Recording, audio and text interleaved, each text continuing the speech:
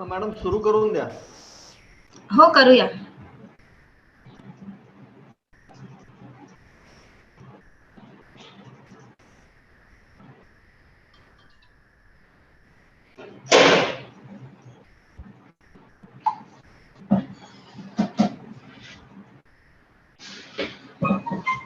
Madam please. सर्वांना नमस्कार. महाराष्ट्र समावेशी शिक्षण व्यावसायिक संघाच्या वतीने महाराष्ट्रातील शिक्षण क्षेत्रातील विविध स्तरावर काम करणाऱ्या सर्व क्षेत्रीय व्यावसायिकांना महाराष्ट्र समावेशी शिक्षण व्यावसायिक संघाच्या वतीने मी सहर्ष स्वागत करते. आज आपल्याला सर्वांनाच माहिती आहे की जी बाहेर परिस्थिती सुरू आहे ती अतिशय आव्हानात्मक आहे आणि याही परिस्थितीमध्ये हा मंच सातत्याने काम करत आहे. आज आपले बरेचसे सहकारी हॉस्पिटलाइज आहेत. सर्वजण म्हणजे बरेच जण आपण गमावलेले आहेत. जे लोक हॉस्पिटलमध्ये उपचार घेत आहेत त्या सर्वांच्या आरोग्याची आपण शुभचिंतन करूया आणि ते लवकर या अडचणीतून बाहेर पडोत अशी एक शुभकामना करून जे लोक आज आपल्यात नाही आहेत त्यांना देखील या मंचाच्या वतीने श्रद्धांजली मी अर्पण करते आणि आपल्या सत्राला सुरुवात करते. आज अतिशय महत्त्वाचा विषय घेऊन आपण या सत्रात उपस्थित झालेलो आहोत. ते म्हणजे दिव्यांग विद्यार्थ्यांना क्रीडा क्षेत्रामध्ये ज्या संधी आहेत त्या संधीचं सोनं करण्यासाठी आपल्या पालकांना मार्गदर्शन करण्यासाठी ऑलिम्पिकमध्येच ज्यांना स्थान प्राप्त झालेले आहेत असे आरोन सर आपल्या बरोबर आहेत. त्याचबरोबर नाशिकमध्ये स्वयं फाउंडेशन यांना देखील मान्यता मिळालेली आहे. या संस्थेचे या फाउंडेशनच्या संस्थापिका आणि अध्यक्ष डॉक्टर खरात सर आणि पाटील मॅडम यांचं देखील या मंचावर स्वागत आहे. पाटील मॅडम यांनी यापूर्वी देखील स्वयंच्या माध्यमातून आपल्याला एक सत्र आयोजित करण्याची संधी दिलेली आहे. वेळोवेळी आपल्याशी जुळत जाणारे जे चांगले विचार आहेत, जे ज्ञानाचं दातृत्व आहे ते घेऊन आपल्यासोबत बरेचसे लोक जोडले गेलेले आहेत. याच अनुषंगाने आजचा विषय देखील अतिशय महत्त्वाचा आहे. आज जरी परिस्थिती आव्हानात्मक असली तरी कुठलीच परिस्थिती कायम राहत नाही. निसर्गाच्या नियमानुसार परिस्थिती ही कायम परिवर्तनशील असते आणि त्याच उद्देशाने आणि उद्दिष्ट डोळ्यासमोर ठेवून दिव्यांग विद्यार्थ्यांना विशेषतः ऑटिझम आणि डाऊन सिंड्रोम विद्यार्थ्यांना कोणकोणत्या क्षेत्रामध्ये खेळामध्ये प्रावीण्य मिळवून देता येईल, त्याचबरोबर त्यांच्या करिअरच्या संधी आपल्याला त्यांना उपलब्ध करून देता येतील यासाठी पालकांना मार्गदर्शन करण्यासाठी आणि पालकांशी जोडल्या गेलेले विद्यार्थ्यांशी जोडल्या गेलेले जे शिक्षक आहेत, जे क्षेत्रीय अधिकारी आहेत, जे आज आपल्या बरोबर या सत्रामध्ये सहभागी झालेले आहेत त्यांचं देखील या मंचाच्या वतीने मी स्वागत करते. आपल्याला सगळ्यांनाच माहिती आहे की खेळ हा आपल्या जीवनाचा अविभाज्य अंग आहे. खेळ हे आपल्याला खेळाचे नियम समजून सांगतानाच एक संघ होण्याची भावना देखील निर्माण करून देते. त्याचबरोबर खेळामुळे विद्यार्थ्यांचं भविष्य घडतं, विद्यार्थ्यांचं आरोग्य, व्यक्तिमत्व हे देखील सुदृढ होण्यास मदत होते. खेळामुळे आपल्याला जीवनाचे नवीन नियम देखील अंगीकारता येतात. आपलं व्यक्तिमत्व यामधून अधिकाधिक दृढ होतं आणि ते एक वेगळी छाप आपली समाजामध्ये त्यामुळे पडते. खेळादरम्यानच आपल्याला बरेचसे लोक भेटतात आणि त्यामधून विचारांची आदानप्रदान नेहमीच घडून येत असते. खेळामुळे आम्ही एक संघ आहोत या मैत्री भावना देखील विकसित होत असते. एकमेकांच्या निर्णयाचा आदर करणे, नेत्यांच्या निर्णयाचं पालन करणे हे देखील नियम नकळतपणे विद्यार्थी अंगीकारतात. स्नायूची सुदृढता असेल, त्याचबरोबर मानसिक सुदृढता देखील शारीरिक सुदृढतेबरोबर विकसित होत जाते. त्याचबरोबर आपल्या शरीरातील जे अंतर्गत अवयव आहेत त्यांचा देखील विकास सातत्याने घडून येत असतो. आपल्याला जरी वरवर वाटत असलं खेळ पण हा खेळ जो आहे तो निरोगी जीवनाचा पाया आहे. मानसिक विकासही खेळातून योग्य प्रकारे होत असते. म्हणूनच मॉन्टेसरी ताईची जी खेळातून विकास ही शिक्षण पद्धती अवलंबली गेलेली आहे. त्यालाच प्ले वे मेथड म्हणून पुढे विकसनासाठी संधी मिळालेली आहे. आपल्याला खेळातून खूप मोठा आनंद मिळतो आणि हा आनंद प्रत्येकाच्या जीवनात यावा यासाठी we are not disable, we are differently able हा एक मूलमंत्र घेऊन या मंचावर आज जे पाहुणे उपस्थित झालेले आहेत त्या पाहुण्यांचा परिचय देण्यासाठी आपल्याबरोबर डॉक्टर खरात सर आज आहेत. डॉक्टर खरात सरांच्या विषयी मला एक विशेष सांगावंसं असं वाटते की सर कोविड पेशंट बरोबर काम करत आहेत आणि त्यातूनही त्यांनी आपल्यासाठी वेळात वेळ काढून या मंचावर प्रत्येक पालकांना एक चांगली संधी उपलब्ध करून द्यावी आणि जेणेकरून आपल्या मुलाविषयीची जी थोडीफार त्यांच्या मनामध्ये कुठेतरी किंतु परंतु आहे हे दूर करण्यासाठी आज आपल्या बरोबर ॲरोन सर देखील उपस्थित झालेले आहेत.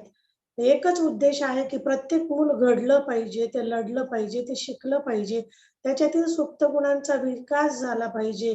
खेळाच्या माध्यमातून विद्यार्थी जसे घडत गेले तसेच ते एक चांगला नागरिक म्हणून देखील समाजापुढे आले पाहिजे हा एक उद्देश या मंचाच्या अनुषंगाने आहे. आजचं हे सत्र स्वयं फाउंडेशन आणि महाराष्ट्र समावेशी शिक्षण यांच्या संयुक्त विद्यमाने आपण आयोजित केलेलं आहे. यासाठी विद्याताईंनी जी मदत या संघाला केलेली आहे ती खरोखर कौतुकास्पद आहे. कारण स्वयंच्या निमित्ताने उभं केलेलं स्वयं फाउंडेशन आणि स्वयं सारखे महाराष्ट्रातीलच नव्हे तर देशातील विद्यार्थी घडले पाहिजे हा एक प्रांजळ हेतू घेऊन त्या काम करत आहेत आणि त्यामुळेच आज आपण या मंचावर एकत्र आलेलो आहोत. विद्याताई याही पुढे आपलं वेळोवेळी डॉक्टर खरात आणि विद्याताई आपलं वेळोवेळी मार्गदर्शन या मंचाला असणार आहे, सहकार्य असणार आहे अशी अपेक्षा व्यक्त करते आणि स्वयं फाउंडेशनच्या वतीने एक आपल्याला व्हिडिओ तयार करण्यात आलेला आहे. तर तो व्हिडिओ आपण बघूया आणि त्यानंतर पुढच्या सत्राकडे वळूया. त्यानंतर विद्याताई याचं थोडंसं स्वयं फाउंडेशनची माहिती सांगतील आणि त्यानंतर डॉक्टर खरात सर आज जे प्रमुख वक्ते आहेत त्यांचा परिचय करून देतील. त्याचबरोबर आपल्याला मार्गदर्शन देखील करतील. तर आपण मी आता इथे प्रास्ताविक थोडं थांबवते आणि पुढे स्वयं फाउंडेशनच्या वतीने जो व्हिडिओ आहे तो आपण 2 मिनिटाचा बघूया आणि त्यानंतर पुढचं सूत्र सुरू करूया. विकास सरांना विनंती करते त्यांनी व्हिडिओ शेअर करावा.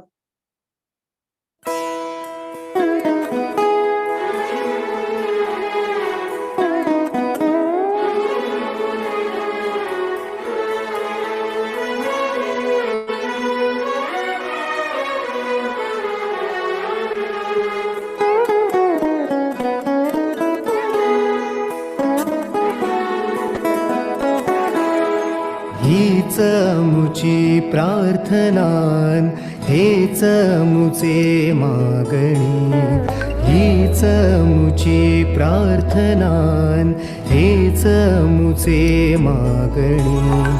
माणसाने माणसाशी माणसासम वागणे,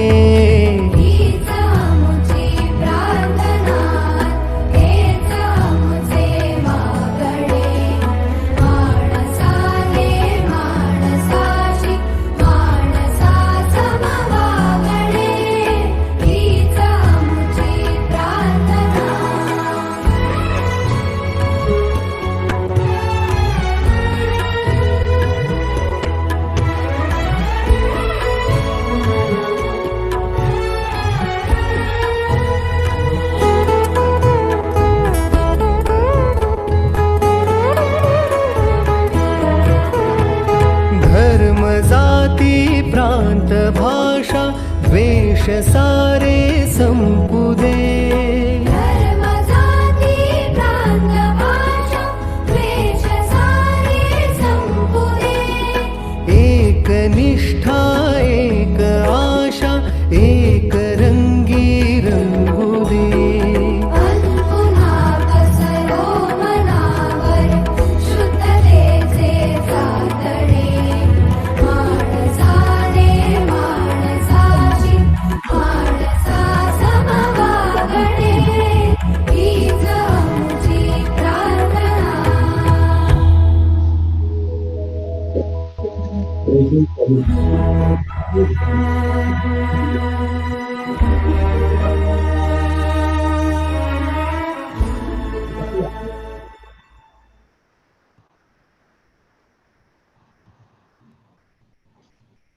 पाटील मॅडमला विनंती करते की त्यांनी आपलं मनोगत व्यक्त करावं.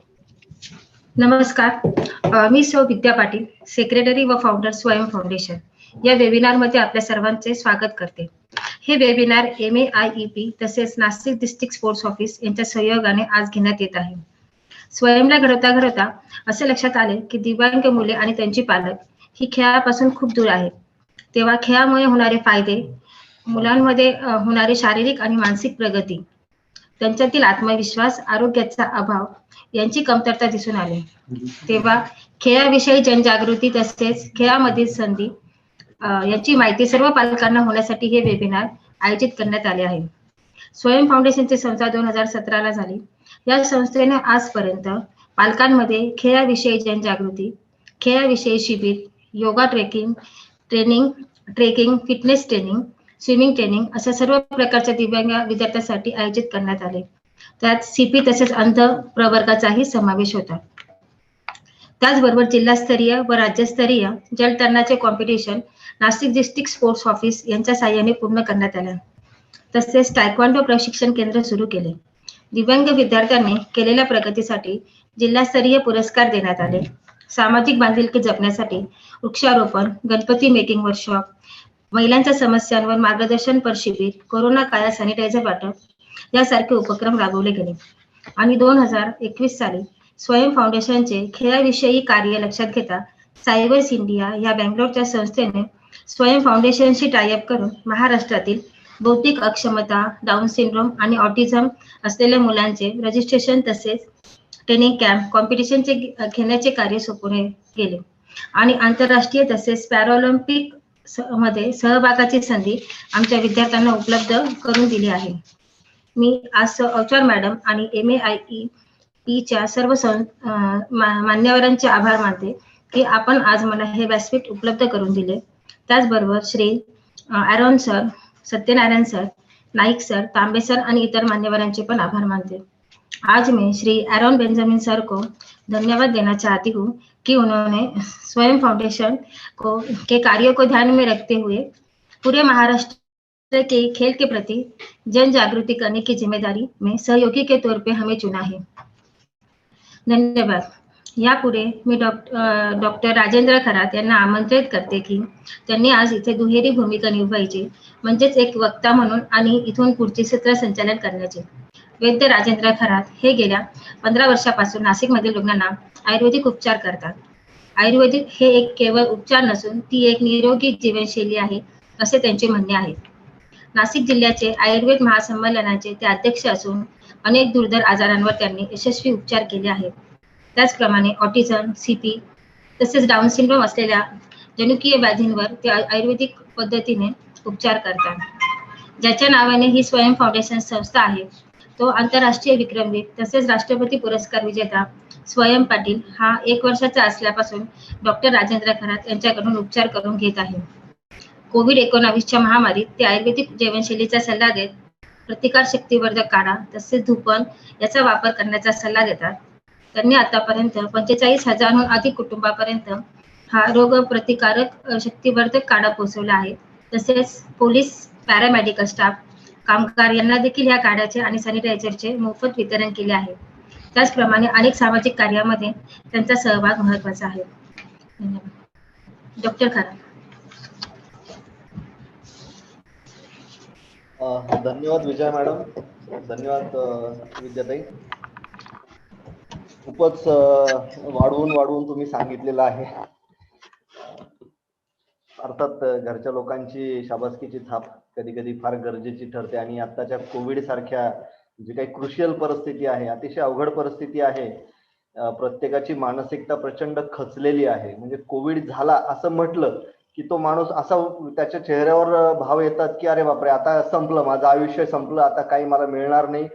त्याच्यात आपल्याकडे प्रशासनाचं जे काही आनंद आहे, ऑक्सिजन नाहीये, इंजेक्शन्स मिळत नाहीये, इंजेक्शनचा काळा बाजार चालू आहे, कोणाला काय मदत भेटत नाहीये, लोक अगदी वाळीत टाकल्यासारखे वागतायत. अशा परिस्थितीमध्ये एकमेकांना सहाय्य करणं किंवा एकमेकांची मदत करणं आणि एकमेकांना धीर देणं, आत्मविश्वास देणं ही सगळ्यात मोठी थेरपी सध्या ठरते. आणि त्याच्या पार्श्वभूमीवर ह्या सगळ्यामध्ये आपण सामान्य माणसाचा विचार करतो, पण दिव्यांग मुलांचा किंवा दिव्यांग लोकांचा विचार फार कमी केला जातो असं मला वाटतं. बरेचदा तर पालकांकडूनही या मुलांना ऍक्सेप्टन्स नसतो किंवा स्वीकारता नसते, त्यामुळे समाजही त्यांना फारसा स्वीकारत नाही. आणि अशा परिस्थितीवर, ह्या पार्श्वभूमीवर विद्याताई तुम्ही जे काम करताय आणि जे काही महाराष्ट्र समावेशित शिक्षण संघाने याच्यासाठी एवढं मोठं व्यासपीठ आपल्याला उपलब्ध करून दिलेलं आहे, प्रथमतः त्यांचं मी आभार मानेल, कौतुक करेल. आणि आज आपण या विषयावर बोलणार आहोत, तर तो विषय आहे आयुर्वेद आणि खेळ. आता लोकांना असं वाटतं की मॉडर्न मेडिसिन आणि खेळ, एक मिनिट, सगळे मराठीत कम्फर्टेबल आहेत ना?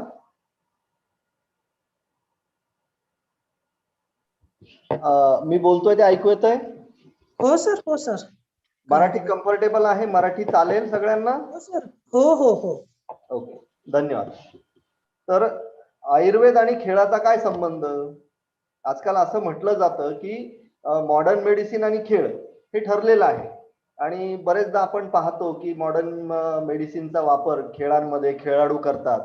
बरेचदा काही स्टिरॉइड घेतले जातात, काही बूस्टर घेतले जातात, प्रोटीन शेक असतात, प्रोटीन डाएट वापरलं जातं, पण याच्यामध्ये कुठेही आयुर्वेदाचा उल्लेख आढळत नाही. पण मला एक सांगावं असं वाटतं की आयुर्वेद आणि खेळाचा, किंबहुना आयुर्वेद आणि आयुष्याचा अतिशय अन्योन्य संबंध आहे. आयुर्वेद आणि आयुष्य, आयुर्वेद हा आयुष्याचाच वेद आहे. It is a life science. म्हणजे लाईफ कसं जगावं, आयुष्य कसं जगावं, ह्याचा हा वेद आहे, याचं हे द्योतक आहे. आणि म्हणूनच आपण आज असा विषय घेतलेला आहे की आयुर्वेद आणि खेळ. तर काय संबंध आहे आयुर्वेदाचा आणि खेळाचा? तर आयुर्वेदाने दिनचर्या ही एक अतिशय महत्वाची गोष्ट सांगितलेली आहे. तर दिनचर्या म्हणजे काय? तर तुमचं दिवसाचं रुटीन हे कसं असावं ते प्रत्येकाला माहिती आहे की एका खेळाडूची दिनचर्या अतिशय शिस्तबद्ध असते. ती दिनचर्या जर त्याने पाळली नाही तर त्याला स्वतःला तर त्याचं नुकसान सोसावं लागेलच, पण त्याच्या खेळाच्या करिअरलाही त्याचं ते नुकसान सोसावं लागणार आहे, कारण त्याची शारीरिक क्षमता त्याच्यामुळे कमी होणार आहे. जर समजा एखादा सामान्य माणूसही रात्रभर जागला, पार्ट्या केल्या, ड्रिंक्स घेतले, सिगरेट्स पिली आणि दिवसभरात झोपला, तर त्याची कॅपॅसिटी ऑलरेडी कमी होताना आपल्याला दिसते. आजही आपण बघतो आहोत की कोविडच्या महामारीमध्ये जे कोमॉर्बिडिटी आहे आणि ज्यांना ही व्यसनं आहेत, जे अशा पद्धतीची दिनचर्या पाळतात, त्यातल्या त्यात कॉर्पोरेट सेक्टरमध्ये जे काही रात्री काम करणारे आणि दिवसा झोपा काढणारी जी लोक आहेत, अशी लोक सध्या आपल्याला जाताना जास्त दिसत आहेत. तर ह्याचा कुठंतरी याच्याशी संबंध आहे का आपल्या आरोग्याशी? तर नक्कीच आहे. आयुर्वेद हेच सांगतं की रात्र ही ईश्वराने म्हणा, त्या परमपित्याने म्हणा, किंवा कोणती जी काही परमशक्ती आहे त्या शक्तीने रात्र ही झोपण्यासाठी केलेली आहे आणि दिवस हा काम करण्यासाठी केलेला आहे. सूर्य उगवतो तसं आपण उगवावं, जागृत व्हावं आणि काम करावं. सूर्य झोपतो, सूर्य मावळतो तसं आपणही आपली कामं बंद करावीत आणि आपल्या शरीराला, पर्यायाने आपल्या मेंदूला आणि आपल्या सर्व सेल्सला आराम द्यावा, असा निसर्ग आपल्याला सांगतो. पण आपण निसर्गाच्या, माणूस हा जगातला एकमेव, ब्रह्मांडातला हा एकमेव माणूस हा प्राणी आहे की जो निसर्गाच्या विरोधात वागतो. तुम्ही बघा, प्राणी हे निसर्गाचक्राशी बांधलेले आहेत. जसा जसा निसर्ग चालेल तसा तसा माणूस, तसे प्राणी वागतात. सूर्य मावळला की प्राणी आपापल्या ह्याच्यामध्ये जातात. फक्त निशाचर प्राणी असतात, आता त्यांना निशाचरच म्हणतात, त्यामुळे ते रात्री वागतात. पण बाकी प्राणी मात्र निसर्गाशी किंवा सूर्याशी कनेक्टेड असतात. सूर्य उगवला की आपल्याला सूर्य उगवण्याच्या 1 तास आधीच त्यांची चिवचिवाट ऐकू येतो, त्याला ब्राह्ममुहूर्त म्हणतात.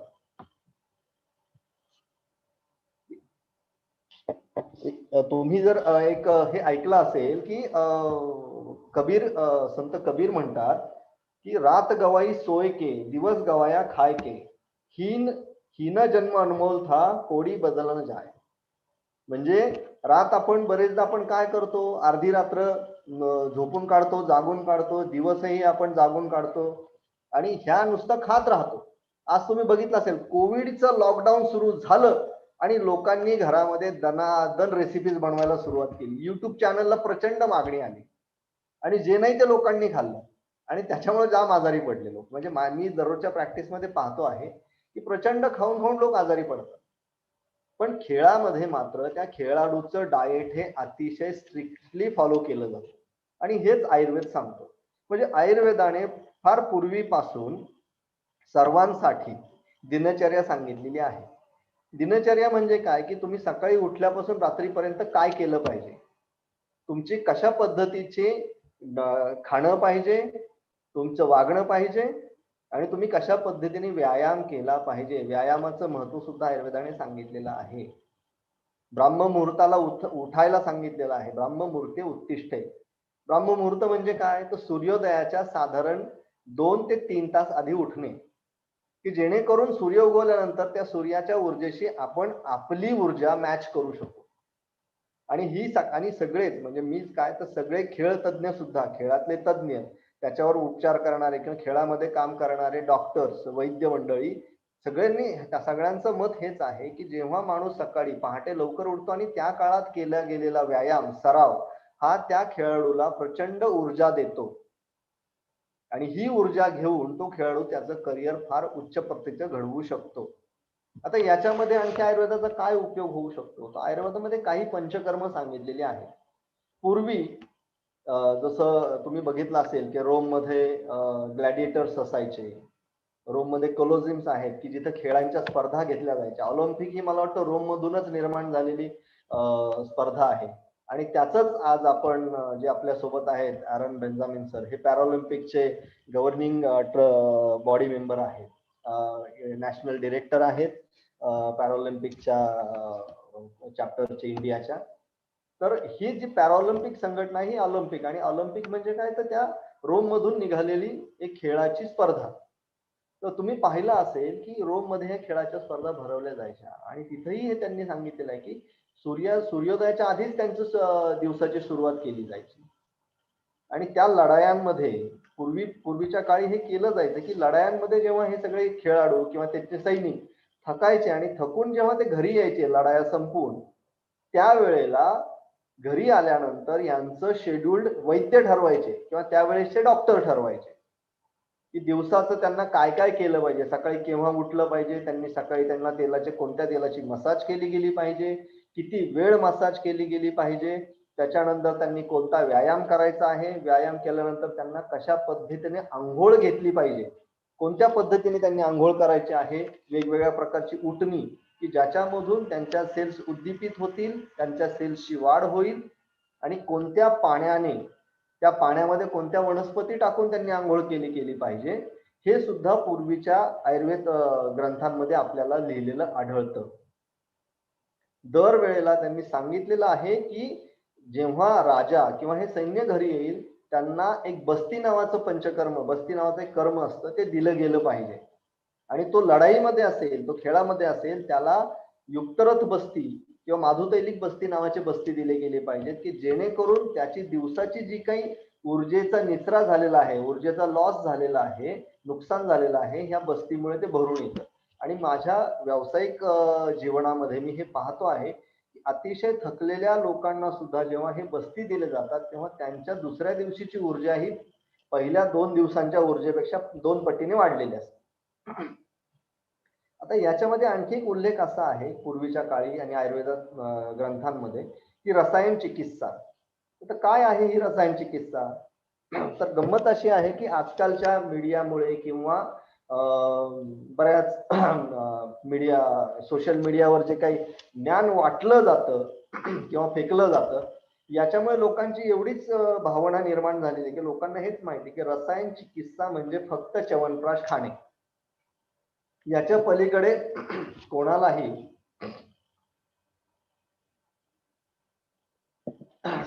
रसायन चिकित्सा नावाचा प्रकारच माहिती नाही. पण रसायन चिकित्सा ही खऱ्या अर्थाने अतिशय शरीराच्या सूक्ष्मतम स्तरावर जाऊन काम करणारी चिकित्सा म्हणून आयुर्वेदात तिचा उल्लेख आहे.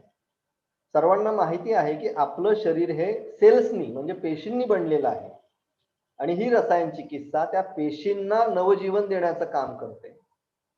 रसायन चिकित्सेबद्दल म्हटलं जातं की जरा रुजा हरणम, म्हणजे जरा म्हणजे वृद्धत्व, रुजा म्हणजे वेदना, त्याच्यापासून निर्माण होणाऱ्या सुरकुत्या म्हणजे थोडक्यात आपल्या सेल्सचं होणारं डिजनरेशन,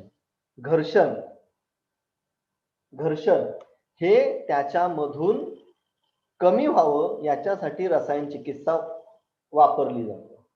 आणि यासाठी पूर्वाचार्याने, जे पूर्व आचार्य होते, अॅरोन सर आज साऊथ इंडियाला बिलॉंग करतात, त्यांना they know very well what is the Ayurveda and what is the rituals and what is the benefits of Ayurveda आणि पंचकर्म. तर हे आयुर्वेद जर खेळाडूंनी, स्पेसिफिकली आपल्या दिव्यांग खेळाडूंनी जर आचरणात आणलं आणि ह्या आयुर्वेदाचा आणि आयुर्वेदातल्या या सर्व रसायन चिकित्सेचा जर आपण यांना उपयोग करू शकलो, तर मला असं वाटतं की खेळाडूंच्या खेळाची क्षमता, त्यांचा स्टॅमिना आणि त्यांच्या जे काही मसल्स आहेत, त्यांची जी काही बोन्स आहेत आणि त्यांच्या मानसिक क्षमतांमध्ये सुद्धा वृद्धी होईल असं मला स्वतःला वैयक्तिकरित्या वाटतं. आणि त्याचं सर्वांसमोर उदाहरण म्हणजे स्वयं आहेच. आपण सर्व स्वयंला गेली 5 ते 6-7 वर्ष पाहता आहात की आम्ही पाहिलेला आहे आधीचा स्वयं आणि आत्ताचा स्वयं. त्याला दरवेळेला आम्ही जेव्हा जेव्हा काही स्पर्धा असतात तेव्हा काही दिवस आधी रसायन चिकित्सेचा वापर करतो आणि त्याच्या क्षमतांमध्ये खूप चांगली वृद्धी होताना आम्हाला दिसलेली आहे. जेव्हा त्याने वर्ल्ड रेकॉर्ड केलं 14 किलोमीटर एलिफंटा केव्ज ते गेटवे ऑफ इंडिया समुद्र पोहण्याचं, त्यावेळेलाही त्याच्या आधी आपण त्याला काही औषधं किंवा काही रसायन चिकित्सा दिली होती आणि त्याच्यामधून त्याच्या त्या क्षमतांमध्ये वृद्धी झालेलं आणि त्याने रेकॉर्ड केलेलं सगळ्यांना माहिती आहे. अशा पद्धतीने जर आयुर्वेद ह्या खेळामध्ये किंवा खेळाडूंसाठी जर आपण वापरला तर त्याची खूप फायदा होताना दिसेल, त्याचा नक्कीच फायदा होईल आणि आपण तो वापरतो आहोत. आणि खेळाडूंसाठी नक्कीच आयुर्वेदाची द्वारं आणि आमची द्वारं खुली आहेत. स्वयं फाउंडेशन याच्यासाठी काम करतच आहे आणि कोणालाही कधीही कसलीही अडचण असेल तर स्वयं फाउंडेशन नक्कीच या शंकांचं निरसन करण्यासाठी आणि सर्व मदत करण्यासाठी नक्कीच आपल्या समोर उपलब्ध असेल. याची मी आपणाला एक स्वयं फाउंडेशनचा उपाध्यक्ष म्हणून ग्वाही देतो. यानंतर मला वाटतं आपण हे सगळे सत्र संपल्यानंतर म्हणजे अॅरोन सरांचं आणि सत्यमूर्ती सरांचं व्याख्यान मार्गदर्शन संपल्यानंतर मी सर्वांना आवाहन करेन, त्यांच्याकडे ईमेल गेलेलेच असतील काही पॅरेंट्सचे, खेळाडूंचे, आणि कोणाला काही प्रश्न विचारायचे असतील तर ह्या आपल्या दोन्ही अतिथींचं मार्गदर्शन संपल्यानंतर आपण प्रश्नोत्तरांचं एक सत्र छोटंसं ठेवणार आहोत, त्यामध्ये आपण प्रश्नोत्तर विचारू शकता. नाव माझं आयुर्वेद आणि खेळाशी संबंधित मी आपल्या समोर मांडलेलं आहेच मत. याच्यानंतर आपले जे अतिथी स्पीकर आहेत, अतिथी व्याख्याते आहेत, guest lecturer Sri Aaron Richard Benjamin, I must welcome you on this platform and behalf of SWAYAM Foundation. Before invite him to the guide for us, I would like to introduction of him to all our participants.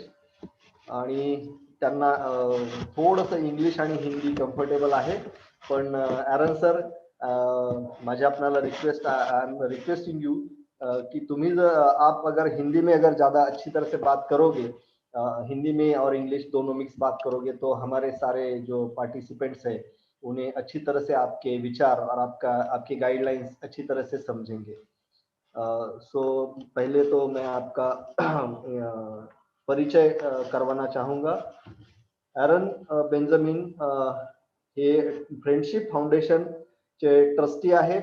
Friendship foundation हे residential आणि day school आहे जे intellectually disable असे persons आहेत त्यांच्यासाठी. Aaron Benjamin sir हे national director आणि CEO आहेत INS सायवस इंडियाचे.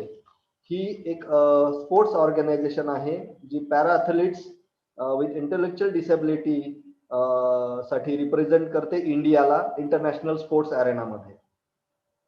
ॲरन बेंजामिन सर हे गव्हर्निंग बोर्ड मेंबर आहेत वर्च्यू वाईस एशियाचे. Virtuous India is like a World Intellectual Impaired Society of Asia, आणि ही ग्लोबल स्पोर्ट्स बॉडी आहे जी para athlete with intellectual disability यांच्यासाठी काम करते.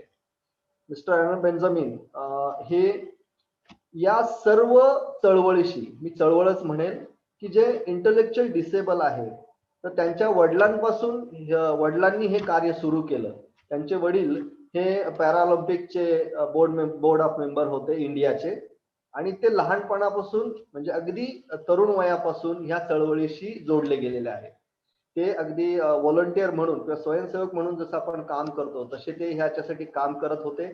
आणि त्यांनी जेव्हा हे पाहिलं, ही डिसेबिलिटी पाहिली, आणि ह्या मुलांचं जे काही हाल आहेत, आपण हालच म्हणूयात, कारण सामान्य खेळाडूंचे सुद्धा हाल होतात. बऱ्याच जणांना खेलो इंडिया वगैरे अजूनही बऱ्याच लोकांपर्यंत पोहोचलेलं नाही. त्याच्यावर लक्षात येईल आपल्या खेळाची परिस्थिती आपल्या इंडियामध्ये काय आहे. आणि ही परिस्थिती पाहिल्यानंतर त्यांनी ठरवलं की आपण डिसेबल मुलांसाठी काहीतरी केलं पाहिजे. कारण जे एबल आहे ते स्वतः काम करतात, पण डिसेबलांनी काय करायचं. आणि याच्यासाठी त्यांनी तरुण वयापासून काम सुरू केलं, आणि डिसेबल मुलांना मोटिवेट करण्यासाठी ते आज पूर्णपणे झोकून देऊन याच्यामध्ये काम करतायत. अँड त्यासाठी मी ॲरन बेंजामिन सरांना कॉन्ग्रॅच्युलेट करेल.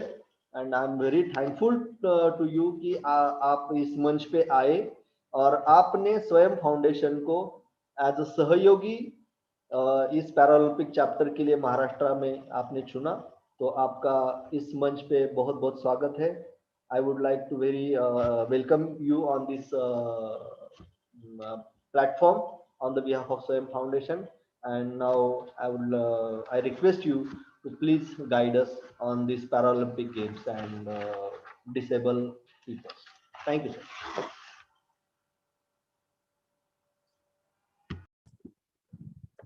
Yeah, thank you, Dr. Rajendra Karat. Am I audible? Yeah. You are audible, sir. Yes. Go ahead. Thank you. I would like to hope everyone is safe and healthy in this pandemic situation.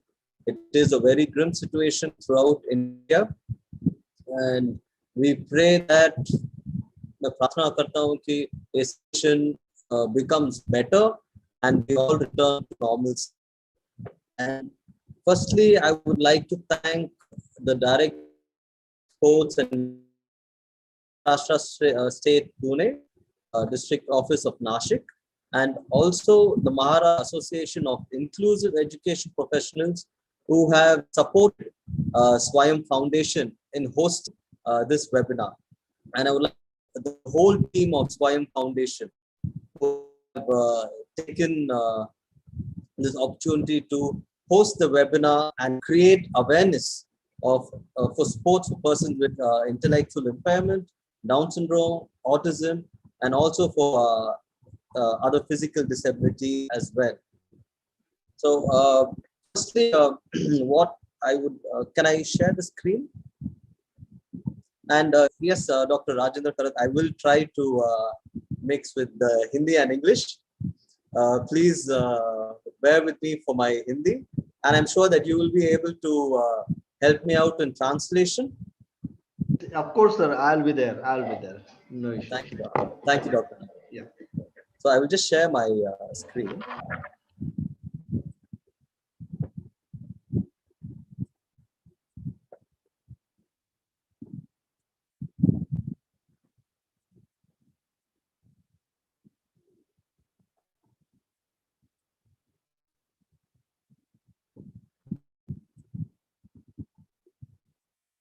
Yes. Is the screen visible? The PowerPoint presentation?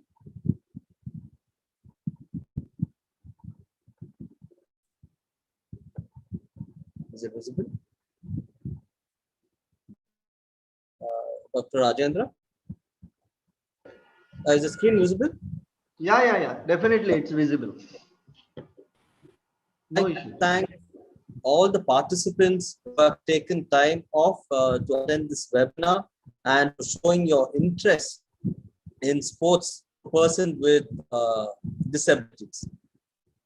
So So first, we would like to, I'll be touching on various topics पे बात करूंगा और पहले like आपको क्यों sports चाहिए और why do we need physical activities and what are the sports organizations which is working for disabilities in India and what is the eligibility, what application, what are the different opportunities that are available. So the topics I will try to be as brief as possible. So and obviously Dr. Rajra will as well. So first, why do we need sports or any kind of physical activities? हमको क्यों sports चाहिए? So first of all, the pandemic situation. So when we pandemic situation के बाद बात कर पहले क्या lockdown, like how we are in lockdown. Maharashtra is in lockdown, Karnataka is in lockdown. So what we do in a lockdown, we have to be careful. हमको बहुत सावधान रहना चाहिए बाहर जब हम बाहर जाते हैं. We allow our children to go out. हमारे बच्चों को बाहर नहीं भेज सकते क्योंकि हमको डर है कि अगर हो जाएगा उनको कोरोना आ जाएगा, like that. And we also do not know what will happen outside. The situation we are in now. But isn't this the situation that most persons with intellectual ability and Down syndrome have been living their entire life? So during the first wave, there were many people who spoke about mental health. Being indoors, घर में रहते रहते हमको it is affecting mind, not able to do anything. So it was affecting the mental health, then it was affecting the health of a person, even though not have COVID. In the same way, are persons with disabilities, especially intellectual disabilities, they have been bound indoors. They have not got an opportunity to go out. Why? Because parents are worried. What will happen? Who's going to supervise them? Special educators are also taking them outdoors. So why is that happening? So that is a situation our persons with intellectual disability have been living for the most part of their life. And sports or physical activities will bring about a change in them. So why sports? Why not any other, like why not a classroom activity? Why not academic activities? Because basically intellectual disability, it is impairment in the brain. So physically they are able, but there are limitations, that is cognitive limitations. And a classroom setup is not very ideal. Why? Because in a classroom there are more of academics that are being taught. So it is something that is a challenge for them, which is very difficult for them to do. So similarly, scholastic achievement में उनको achieve करना बहुत मुश्किल है. So we have to focus on something they can do, not on something that they cannot do. So able to do on their own, जो वो खुद में कर सकते हैं. So which will build confidence. So that is for any individual. If you take for me or for anyone else, if we focus on what we can do, that gives us, it gives us self-esteem. It gives us a sense of achievement. But if we are made to do something which we are unable to, or which is very difficult for us, it brings us down. And also, it slows our improvement, and which would also deteriorate the condition that we are in. So we would have to focus on something we can do so that our condition improves and not deteriorates. We need to accelerate, but not go backwards. So like I said, so why do we need sports? They are mostly indoors, and to avoid obesity. So any kind of fitness activities, any kind of physical activities, if they continue doing that, they will be fit. So if they are fit, what happens? Easier to take care of them. It's not that every person with intellectual disability can take care of themselves. Like there are different categories in intellectual disability. So if they are obese, then it is going to be very difficult to take care of them. And sports bring about fitness and discipline in an individual. So which is very important for anyone. In the same way, it's important for our persons with intellectual disability, Down syndrome, autism, as well as physical disabilities. Now, this question, what after the time of parents? This is a question that is there in every parent's mind. They are worried. Her parent को चिंता है कि उनके time के बाद उनके बच्चों देखभाल कौन करेगा, उनका सिचुएशन क्या होगा, who will take care of them, what happened to them. So that is there in almost every parent's mind. It is, I think, a lifelong worry for parent. So what we intend, or what is our objective through sports, is that to be fit, they have to have discipline, not obese, and they should be able to take care of it. So if all this is there, then maybe after the time, even the relatives,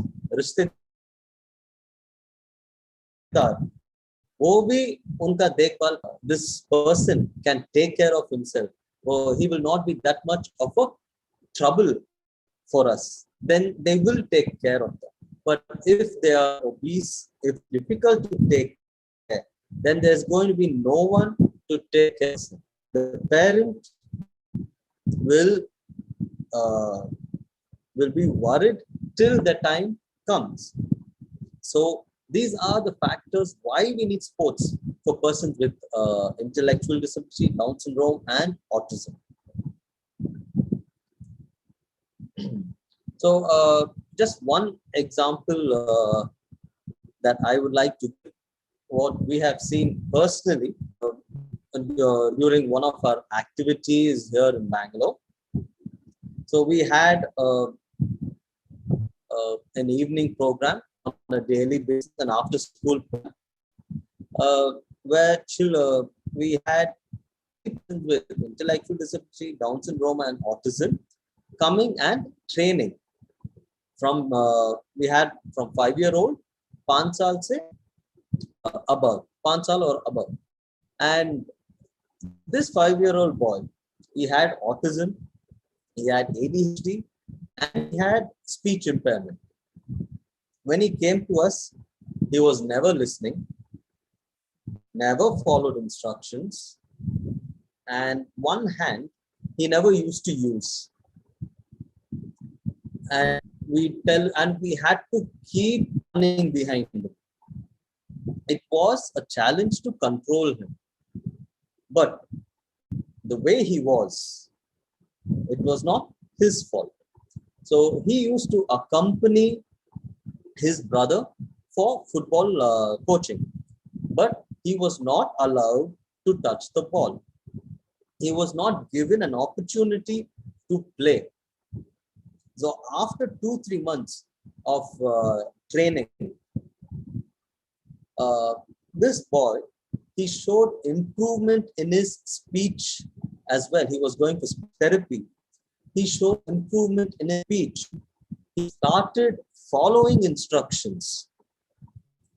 and he used to do the activity on his own, and he will come back and he'll tell us, he will through actions, he will tell us he has completed this activity and he has the next activity.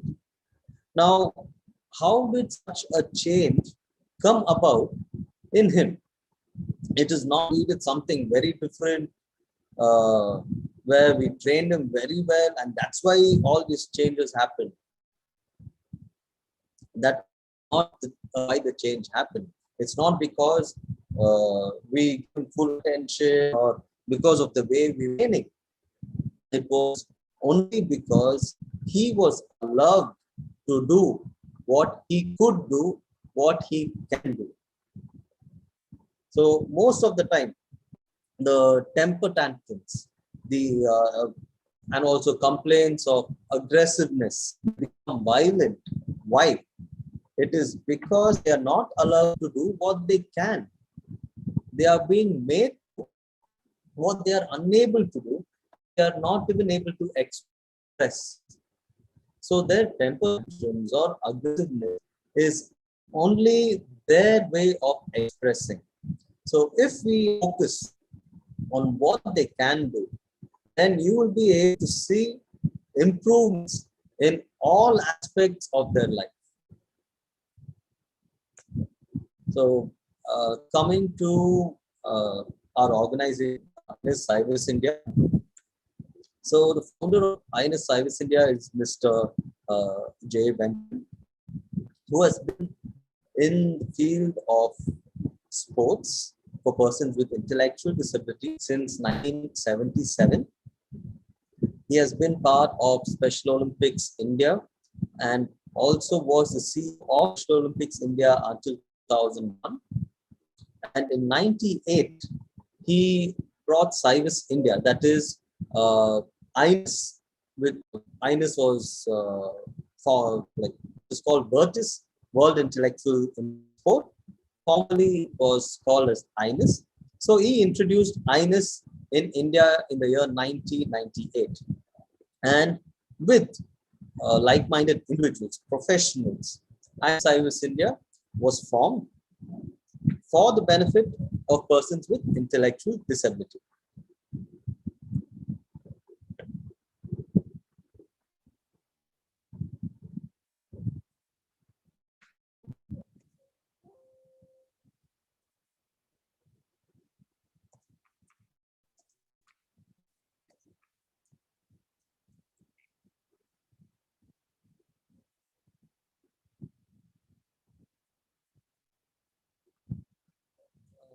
The meaning of Cybers.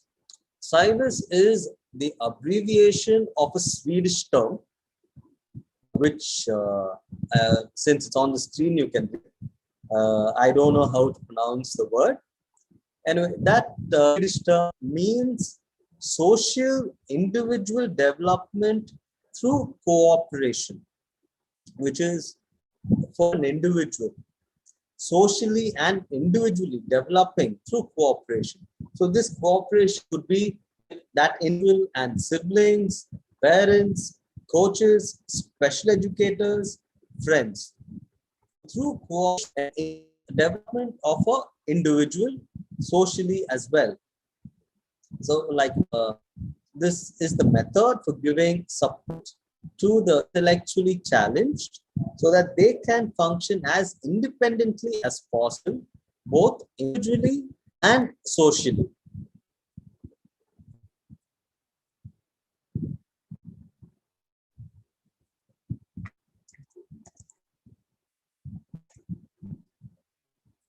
And next is the principle of normalization, which is the principle of WIRTIS, WIIS, which is the global body.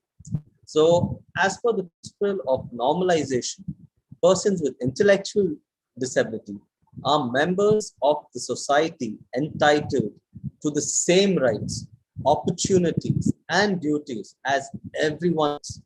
So basically what it says is that persons with intellectual disability or we are all the same. हमारा कर्तव्य, हमारा opportunities, जो हमारा रास्ता है, ये सबके लिए समान है. It is not different for persons with intellectual disability and different for able-minded people. And the belief of Cyrus India, the impairment or the disability is in the brain. Physically, they are able, and providing the option, keeping in mind the ability of an individual, not the disability. When you look at disability, each one of us have some or the other disability. So, but we always focus on what we can do. Same way, we believe that we need to provide opportunities, focusing and keeping in mind the ability of an individual for one's all-round development. Yes, Dr. Rajendra, you can. आतापर्यंत सरांचं जे व्याख्यान झालं, lecture झालं, याच्यामध्ये सरांनी एक खूप छान गोष्ट सांगितली. मला ती तुमच्याशी शेअर करायला प्रचंड आवडेल की मित्रांनो, आता कोविडच्या काळामध्ये आपण आता एक 2-3 महिन्यासाठी 6 महिन्यांसाठी लॉकडाऊन झालेलो आहोत. पण ही जी काही मुलं आहेत, डिसेबल जी मुलं आहेत, ही दिव्यांग मुलं आहेत, ही आयुष्यभरासाठी लॉकडाऊन असतात. वा वा sir, thank you sir. I am very appreciate this sentence of yours की we are lockdown for 6 months, but these disabled persons are locked down for all over his life, all life. आणि याच्यासाठी काम करणं किती challenging असतं, याच्यामध्ये सरांनी 2-4 खूप छान गोष्टी सांगितल्या. त्याच्यामध्ये एक तर पहिली गोष्ट की ह्या मुलांना खेळच का, शाळेमधली किंवा अकॅडमिक ऍक्टिव्हिटीज का नको. तर अकॅडमिक ऍक्टिव्हिटीज मध्ये फक्त बसणं होतं, पण खेळामुळे मात्र काय काय फायदे होऊ शकतात. त्याच्यामध्ये सगळ्यात बेसिक काय आहे, तर यांच्यामध्ये इम्पेअरमेंट कशामध्ये आहे, तर फक्त ब्रेन मध्ये आहे. त्यांचं शरीर मात्र पूर्णपणे व्यवस्थित एबल आहे. हे त्याच्यात सगळ्यात महत्वाचं त्यांनी आयडिया दिलेली आपल्याला. आणि क्लासरूम सेटअप मध्ये काय होतं, तर इट इज नॉट आयडियल. यांच्यासाठी फक्त हुशारी नाहीये, हे एक मोठं चॅलेंज आहे त्यांची हुशारी डेव्हलप करणं. पण त्यांचा कॉन्फिडन्स डेव्हलप करणं हे एक चॅलेंज आहे. ते मात्र अकॅडमिक क्लासरूम मध्ये फारसं होऊ शकत नाही. तर हे फक्त खेळाच्या माध्यमातूनच आपल्याला साध्य होऊ शकतं. आणि हे सरांनी आतापर्यंत आपल्या ह्याच्यामध्ये सांगितलं. आणि खेळामुळे आणखी काय काय फायदे होतात या मुलांना, तर सगळ्यांना माहिती असेल की ही डिसेबल मुलं जी असतात ती जेव्हा नुसती बसून राहतात, खाणं आणि बसणं, आणि त्याचं नुसतं फक्त क्लासरूम मध्ये आपण त्यांना ऍडमिट केलं किंवा तिथं त्यांना नेलं तर दुसरं काही होणार नाही आणि ते ओबेज होत जाते. फक्त स्थूलपणा वाढेल, त्यांचा लठ्ठपणा वाढेल आणि याच्यामुळे त्यांना ओबेसिटी निर्माण होईल, म्हणजे लठ्ठपणा वाढेल, फिटनेस कुठेही राहणार नाही. आणि फिटनेस न राहिल्यामुळे डिसिप्लिन अजिबात त्यांच्या जीवनामध्ये येणार नाही. आणि सगळ्यात महत्वाची, जसं मी मागाशी पण माझ्या ह्याच्यामध्ये बोललो आणि आता सरांनी सांगितलं की बरेचदा ह्या मुलांना समाजही स्वीकारत नाही. मग प्रत्येक पालकांना अतिशय काळजी असते की आपल्यानंतर या मुलांचं काय होणार, हमारे बाद हमारे बच्चों का क्या होगा. सारे ही पेरेंट्स को ये चिंता रहती है, लेकिन स्पेसिफिकली इन बच्चों, दिव्यांग बच्चों में ये चिंता बहुत ज्यादा मात्रा में होती है. तो इनको ये चिंता होती है. तो इसीलिए अगर खेल के साथ ये बच्चे जुड़ जाते हैं तो उनके बाद भी उनका ख्याल रखने वाले, म्हणजे त्यांची जी काही त्यांना सांभाळणार आहे त्यांच्या पालकांनंतर, त्यांना सुद्धा ह्या खेळामुळे जेव्हा या मुलांमध्ये कॉन्फिडन्स निर्माण होईल, ओबेसिटी निर्माण होणार नाही, ते फिट राहतील शारीरिक दृष्ट्या आणि त्यांच्या आयुष्यामध्ये शिस्तबद्धता येईल, तर त्यांच्यानंतर त्यांच्या पॅरेंट्सला काळजी करण्याचं कारण जे आहे ते कमी होईल. पॅरेंट्स नंतर जे सांभाळणारी लोक आहेत ती अतिशय त्यांना सांभाळणं सोपं जाईल, कारण ते सांभाळणं त्यांना सोपं जाईल, कारण त्यांच्यामध्ये फिटनेस आहे, डिसिप्लिन आहे आणि कुठेही स्थूलपणा नाही, त्यांना हाताळणं सोपं जाईल. त्याच्यानंतर सरांनी सायबस इंडियाची आपल्याला हिस्ट्री सांगितलेली आहे की सायवस इंडिया हे काय करतं आणि त्याची स्थापना कधी झाली. तर सायवस इंडियाचं त्यांनी त्याच्यामध्ये एक छान हे सांगितलं की सायवस या शब्दाचा त्यांनी एक लॉंग फॉर्म सांगितलेला आहे. हा लॉंग फॉर्म स्वीडिश भाषेतून घेतला गेलेला आहे. तो आहे इंडिविड वाया उटविकलिंग समवेअरकन. अर्थात याचा अर्थ काय होतो, तो socio individual development through cooperation. याला मराठीत आपण काय म्हणू शकतो, तर सामाजिक सहकार्यातून यांची सामाजिक आणि वैयक्तिक डेव्हलपमेंट सहकार्यातून करणे, असा याचा एक मराठी अर्थ आपण टेंटेटिव्हली घेऊ शकतो किंवा एक साधारणतः आपण त्याचा अर्थ घेऊ शकतो. आणि ही संस्था कशा पद्धतीने काम करतं याचं सरांनी ब्रीफ दिलेलं आहे. त्याच्यामध्ये सायवस इंडियाची जी काही बिलीफ्स आहेत किंवा त्यांचा काय विश्वास आहे, तर डिसेबिलिटी ही फक्त ब्रेन मध्ये आहे. ही मुलं फिजिकली अतिशय एबल असतात आणि त्यांना ह्या ॲबिलिटी दाखवण्याची वैयक्तिकरित्या संधी देणं हे INS सायवस इंडिया आपलं कर्तव्य मानतं. आणि त्याच्यासाठी त्यांना ऑलराऊंड म्हणजे प्रत्येक दृष्टिकोनातून प्रत्येक कंगोऱ्यातून कसं डेव्हलपमेंट त्यांची करता येईल याच्यासाठी सायवस इंडिया स्वतःची बांधिलकी जपत आहे. हे इथपर्यंत सरांच्या व्याख्यानाचं एक मर्म आहे, सार आहे. सर आगे, am I right? Sorry. Thank you, Dr. Rajan. Am I right or no? Yes. It was very well explained. Thank you. Thank you. Please go ahead. So the vision and mission of Cyvus India.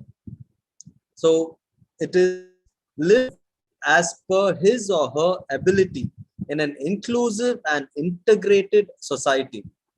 So हर एक को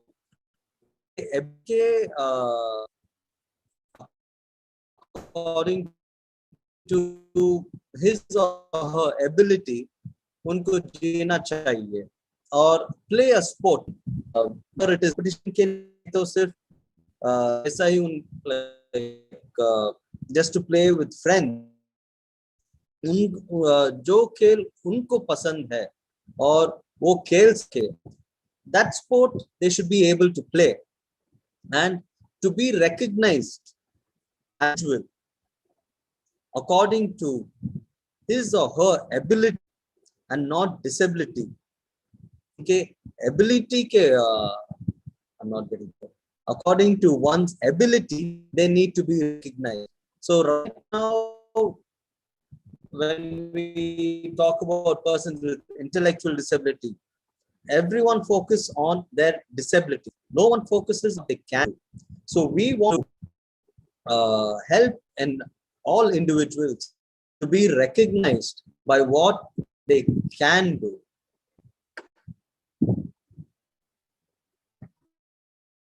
So to promote welfare of persons with intellectual impairment, regardless of the category of disability, irrespective of the caste, color, creed, community, or race. We want to empower and work towards their welfare and to develop a better public understanding of the needs of persons with disability and promote sports, recreational activities and games in district, state, national and international levels. So, who do we work for? हम किसके लिए काम करते हैं? It is exclusively for the benefit, upliftment, welfare and empower persons with intellectual disability, Down syndrome and autism. And the affiliates of Cyvus India affiliate to Cyvus International, and it is the only organization in India and affiliated to Vertis World Intellectual Impairment Sport, which was formerly known as INIS, which is the only organization India representing all athletes with intellectual disability. Our organization of the Paralympic Committee of India. Again, we are the only organization which represents with intellectual disability in the Olympic Committee of India.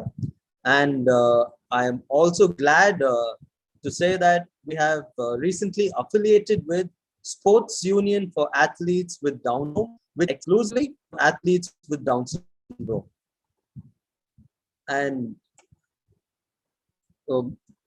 SIVIS India has 8 member organizations who are also our partner organizations who promote sports for persons with intellectual disability, Down syndrome and autism in their respective state.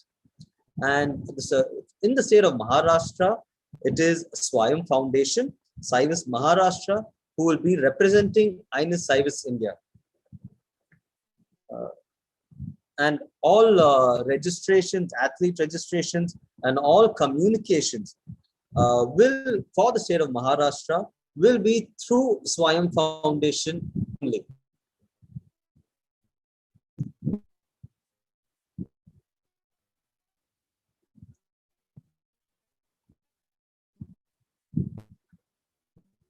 Yes. So next, we'll move on to the sport organizations, persons intellectual disability, Down syndrome, and autism. So, the organization, the International Paralympic Committee, Special Olympics, World Intellectual Impairment, Sports Union for Athletes with Down syndrome. First, we will talk about Special Olympics very briefly. Special Olympics was founded in the year 1968 by Mrs. Kennedy Shriver, who was a person with intellectual disability. She did it to empower persons with intellect. And Special Olympics officially endorsed and recognized by the International Olympic Committee. Now, Special Olympics was the first organization, Special Olympics International, was the first organization which promoted the abilities of persons with intellectual disability. So until then, persons with intellectual disability were viewed or looked upon as people who are useless. But Mrs. Kennedy Shriver, through changed the perception worldwide, and it was proven that persons with intellectual disability can do many things, and we have Olympics for that. And what they promoted was participation for every individual with disability. Now, the sports in Special Olympics is a little different from what is followed by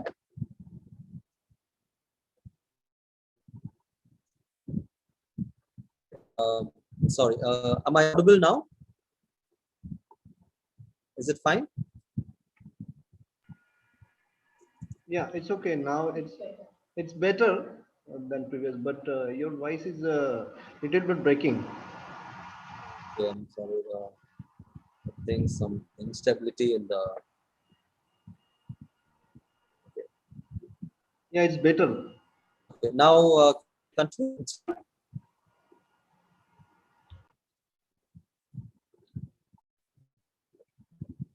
Dr. Rajendra, is it? Yeah. Okay, thank you. So I'll just start again. So Special Olympics was started in the year 1968 by Mrs. For the empowerment acceptance of persons with intellectual disabilities. And Special Olympics was the first organization which focused on the abilities of an individual with intellectual disability. And the sport disciplines in Special Olympics, the rules of every sport has been adapted to the ability of the persons with intellectual disability. So, for example, like it is banded competition in Special Olympics, which means that for a 100-meter race, for a 100-meter event, the athletes will be grouped according to their ability. So in one group, you will have athletes with similar abilities. So we have maybe 100 athletes for 100-meter. We might Special Olympics, we might group them maybe in 10 different groups as per. So those who can run in 15 seconds will be one group. Those who can run in 20 seconds will be one group. Those who can run in 25 seconds will be in one group. So we hear what happens is more participation is ensured for persons with intellectual disability, which in turn also there are more gold medals, more silver, and more bronze. Now this motivated, encouraged, and was instrumental in bringing out the hidden talent in persons with intellectual disability. So until then, they were termed as people who could not do anything. But after Special Olympics was created, was founded, their hidden potential was shown to the whole world. Then a group of individuals, what they felt was, okay, if they are able to do so much, then definitely they can do much more than this. Until then, we thought that they could not do anything. But now they can do so much. So why not go one step further? That's when a group of professionals in the Netherlands, they formed or founded INES FID in the year 1986. So their objective was that when they could do so much in Special Olympics, why not give them equal opportunities in sports, just like how it is in the Olympics and the Olympics. Give them an equal opportunity because physically they are able. So train them in the sport discipline and give them an equal opportunity so that they can prove themselves. And all the rules and regulations is as per the respective international sport federation. So for swimming, if you see, all the rules and the regulations are as per FINA. There is no deviation from the rules. For the sports in vertice. And also, there is just one gold, one silver, and one bronze medal. So even if there are 100 athletes, there will be heats, and we will come down to the final 8. And then the 3 medalists will be decided based on the performance. So some might argue why this kind of format for them. So what we will say is that just like in able-minded people, not everyone get to go to the Olympic, not everyone get to go to the Paralympic, not every individual does not get to be a part of the Indian cricket team, the football, the hockey. Same way, the best performing athletes, persons with intellectual disability, get to participate as per the team. So we are promoting equal rights. So we have to promote equal rights even in sports. So coming to Vertis. Vertis is a founding member actually of the International Paralympic Committee. It is the only organization globally which represents athletes with intellectual disability, the IPC. So no athlete can participate in any IPC games. An athlete with intellectual disability, they cannot participate in the IPC games if they do not go through Vertis.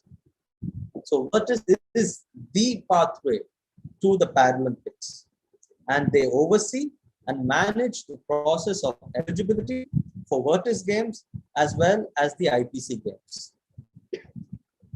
Yeah, Dr. Rajendra, if you can just summarize this.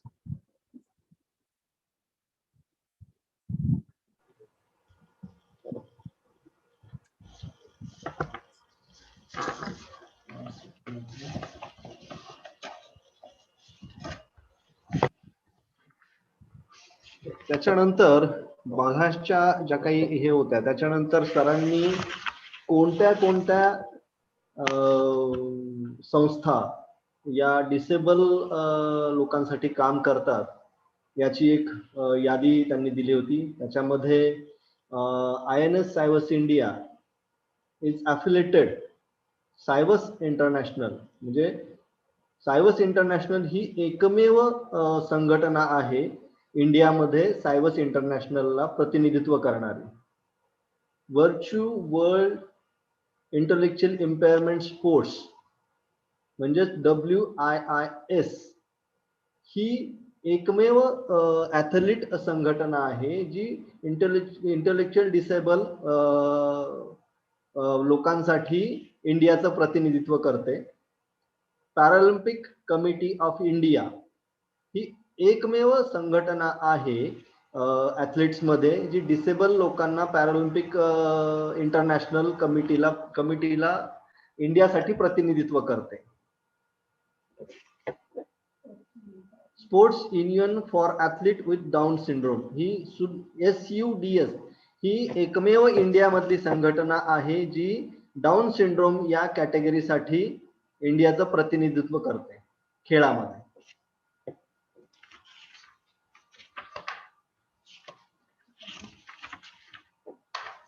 आणि सायबर्स इंडियाचे जे काही state chapter आहेत, म्हणजे सायबर्स India ही international Paralympic कमिटीमध्ये इंडियाचं प्रतिनिधित्व करते आणि सायबर्स इंडियासाठी महाराष्ट्राचं प्रतिनिधित्व स्वयं फाउंडेशन हे करत आहे.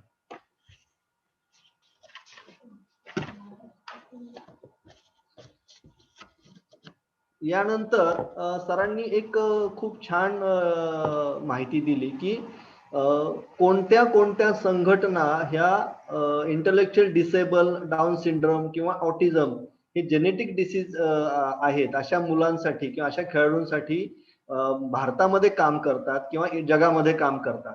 तर त्याच्यामध्ये इंटरनॅशनल पॅरालिम्पिक कमिटी ही जगामध्ये काम करणारी संघटना आहे. त्याच्यानंतर स्पेशल ऑलिम्पिक्स इंटरनॅशनल ही संघटना ही स्पेशल मुलांसाठी किंवा खेळाडूंसाठी काम करते. त्याच्यानंतर virtual world intellectual impairment sports ही संघटना सुद्धा अशा मुलांसाठी जागतिक स्तरावर काम करते. आणि SUDS अर्थात फक्त डाऊन सिंड्रोम या स्पेशल कॅटेगरीसाठी काम करणारी ही एक संघटना सरांनी याची माहिती दिलेली आहे. त्यानंतर सरांनी आणखी दुसऱ्या म्हणजे अर्थात स्पेशल ऑलिम्पिक इंटरनॅशनल या संघटनेची माहिती दिली की ही कशा पद्धतीने आणि कोणी संस्था स्थापना केली. हिची स्थापना साधारण 1968 मध्ये मिसेस युनिक केनेडी या मॅडमनी केलेली आहे. आणि ही संघटना ही जे काही इंटेलेक्च्युअल डिसेबल व्यक्तिमत्व किंवा खेळाडू आहेत यांना संधी मिळाव्यात खेळाच्या आणि स्वतःच्या करिअर करण्याच्या याच्यासाठी स्थापन केली गेलेली आहे.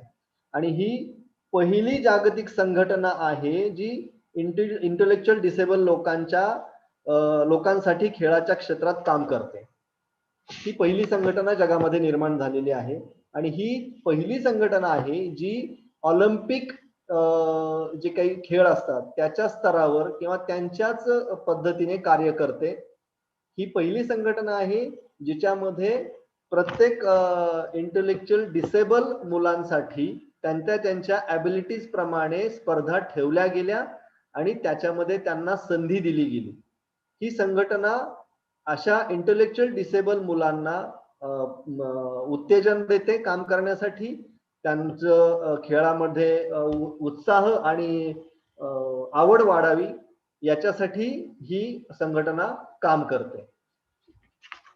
यानंतर सरांनी दुसऱ्या संघटनेची माहिती दिलेली आहे, जी आहे Virtus world intellectual impairment sports, जी पूर्वी INAS या नावाने ओळखली जात होती. हिची स्थापना काही व्यावसायिक खेळाडूंनी एकत्र येऊन फक्त इंटेलेक्च्युअल डिसेबल मुलांना समान अधिकार मिळावेत याच्यासाठी स्थापन केली. तसंच याच्या ज्या virtue world intellectual impairment sports या संघटनेच्या जे काही नॉर्म्स आहेत हे ऑलिम्पिक्स आणि पॅरालिम्पिक्स यांना रिलेट करतात. याच्यामध्ये जसं ऑलिम्पिकमध्ये 100 खेळाडूंनी जरी भाग घेतला तरी 3 पहिले खेळाडू निवडले जातात आणि त्यांना एक गोल्ड, एक सिल्वर आणि एक ब्रॉन्झ मेडल दिलं जातं. तशाच व्हर्च्यू वर्ल्ड इंटेलेक्च्युअल इम्पेअरमेंट स्पोर्ट्सद्वारे ज्या ही संघटना जे काही स्पर्धा घेते त्याच्यामध्ये अशाच पद्धतीचे नियम जे इंटरनॅशनल स्पोर्ट फेडरेशनने हे केलेले आहेत, मान्य केलेले आहेत, ते नियम पाळले जातात. आणि ही एकमेव संघटना आहे जी पॅरालिम्पिक कमिटीचे प्रतिनिधित्व ग्लोबली ऑल ओव्हर वर्ल्ड म्हणजे जागतिक दृष्ट्या ही संघटना पॅरालिम्पिक कमिटीचं प्रतिनिधित्व करते. आणि व्हर्च्यू ही एकमेव संघटना आहे की ज्यांना पॅरालिम्पिक स्पोर्ट्समध्ये खेळांमध्ये भाग घ्यायचा आहे तर त्यांना व्हर्च्यूच्या माध्यमातूनच जावं लागेल, इतर माध्यमातून त्यांना जाता येणं अवघड जातं.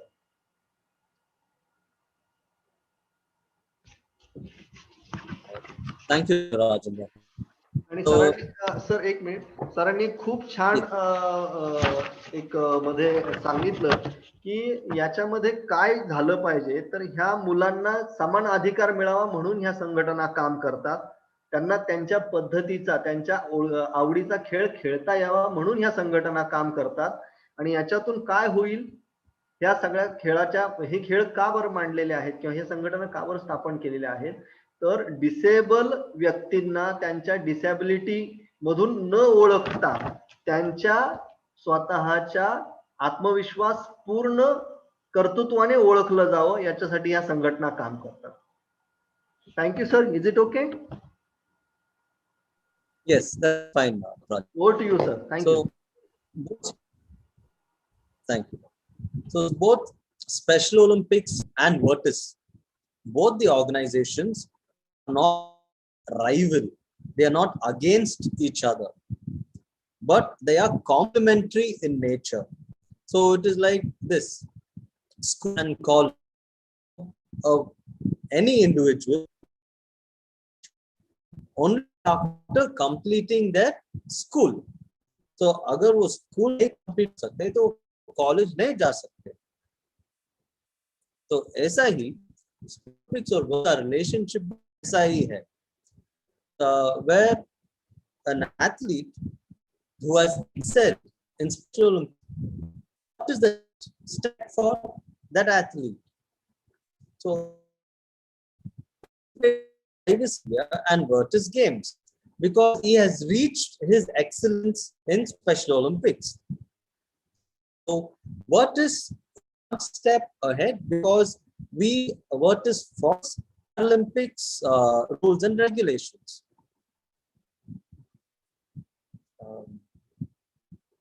Is my voice audible or is that? Yeah, you're audible, sir, but just breaking of voice. Sorry about that.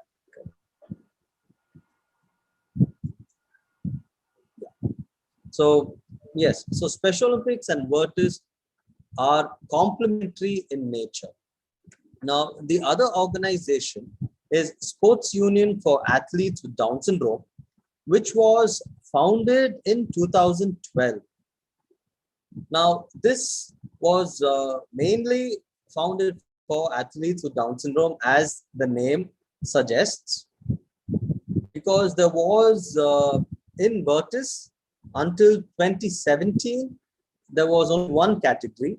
So for and Down syndrome athletes participating with intellectually challenged athletes was a big disadvantage. So therefore, a separate organization was founded for Down syndrome, where we have 9 different sport disciplines, which is athletics, basketball. Futsal is another form of football, which is indoor 5-a-side football. And you have gymnastics, judo, swimming, table tennis, and tennis. Now, the organization follows the functioning which is recommended by the IPC. So the aim is that down the years, for Down syndrome to be included as a category in the IPC. We are hoping Down syndrome as well as autism even gets included in the IPC. So what has included Down syndrome and autism of one day, including both Down syndrome and autism as part of the Paralympic Games. So coming to the structure of bodies. So right on top, we have the International Olympic Committee, which is the apex body for sports in the world. Parallel to the Olympic Committee, which is the IOC, we have the IPC, which is the International Paralympic Committee. Now, in the IPC, we have 4 sports disciplines. IPC में 4 disabilities have. Cerebral palsy, which is the organization is CPISRA, Cerebral Palsy International Sport and Recreational Association. Then we have the IOS, which is International Wheelchair and Amputee Sports. Before this, it was actually 2 different organizations, where it was for, one was for wheelchair and one was for physical disability. But then now it has been amalgamated, where wheelchair and amputee sports are together under one organization. And then we have blind, which is IBSA, International Blind Sports Association. And the 4th disability is intellectual disability, which the representative is Vertis. And for the IPC, the national body is the NPC of India, which is the Paralympic Committee of India. And the national body for Vertis representing India is INS IVIS India. And you can see that INS India represents both the Paralympic Committee of India and Vertis. So this is the structure of the sports body.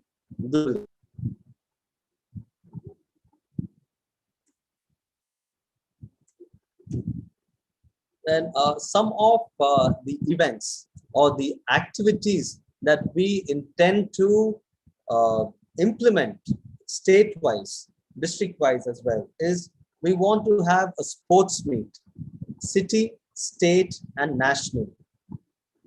And school sports, which is training imparted at the respective schools, and to have inter-school sports, just like how able-minded children, mainstream schools, they have inter-school sports. Same way, to have inter-school sports for special schools.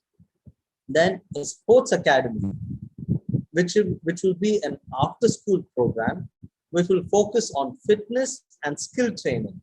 So just like how other children, able-minded children, go to sports academies to learn a sport of their choice, why not a sport academy for our persons with intellectual disability also? So why we came up with the sports academy was once when we had a residential camp here in Bangalore, a boy with the intellectual disability, he came to us and asked, where do you train, or where is there a sports academy for people like me? He said he used to go for cricket, but he will be always standing in the side, waiting for the coach to call him. He is paying his fees, his parents are paying, but he was always in the sideline waiting for the coach to call. And during the end of the session, he would be called to play. So when he came and asked us this, it was, we could see the anguish or the pain in which he asked. So we thought, why not start a sports academy, which will serve for children like him. Then coaching camps, which will again, these will be residential coaching camps, which will focus on their skill and identifying talent, allow them to play every sport and see in which they are able to do well. And seminars. So right now we are having webinars. So maybe when normalcy returns, seminars to create awareness and promote sports. Coaching clinics, which is again very important, which will focus on training for coaches and special educators. Now, when we say training for coaches, we are not going to train the coaches on the sport, because definitely the coaches or the trainers, they have the knowledge, they are experts in their respective sport. Then what will we be training them in? We will have to focus on how to teach what you know to a person with intellectual disability, because that is what is important. If you know the subject and you do not know how to teach it, then there is no point in having that knowledge. So a coach needs to understand a person with intellectual disability, and a coach will have to know him or her so that he can change his way of training the respective person. And for special educators, they know persons with intellectual disability very well, but they need training in sports. So sports training will be imparted to persons with special educators. And all these activities and all these activities or events are aimed at identifying, nurturing talent, forming city teams, state teams, national teams, all for the all-round development of an individual, so that he or she maybe can live as independently as possible.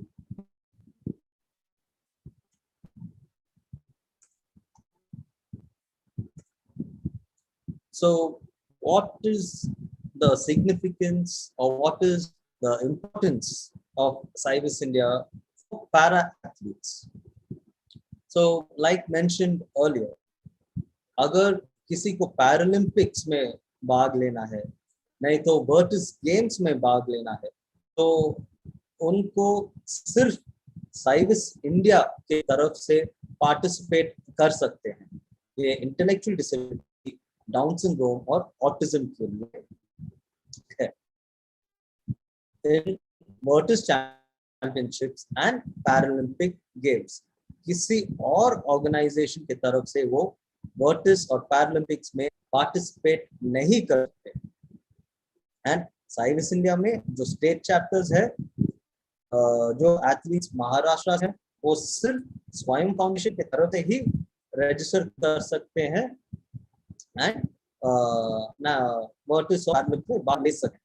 और साइविस India जो eligibility process है, eligibility, qualification, training and selection for Vertis International Games और Paralympic Games के लिए हम eligibility को approve करते हैं।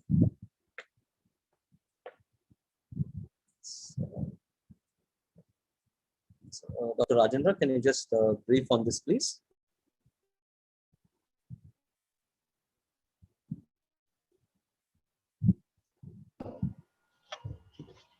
तो याच्यानंतर सरांनी आपल्याला आणखी एक खूप छान माहिती दिली की याच्या आधी साधारण सर मला वाटतं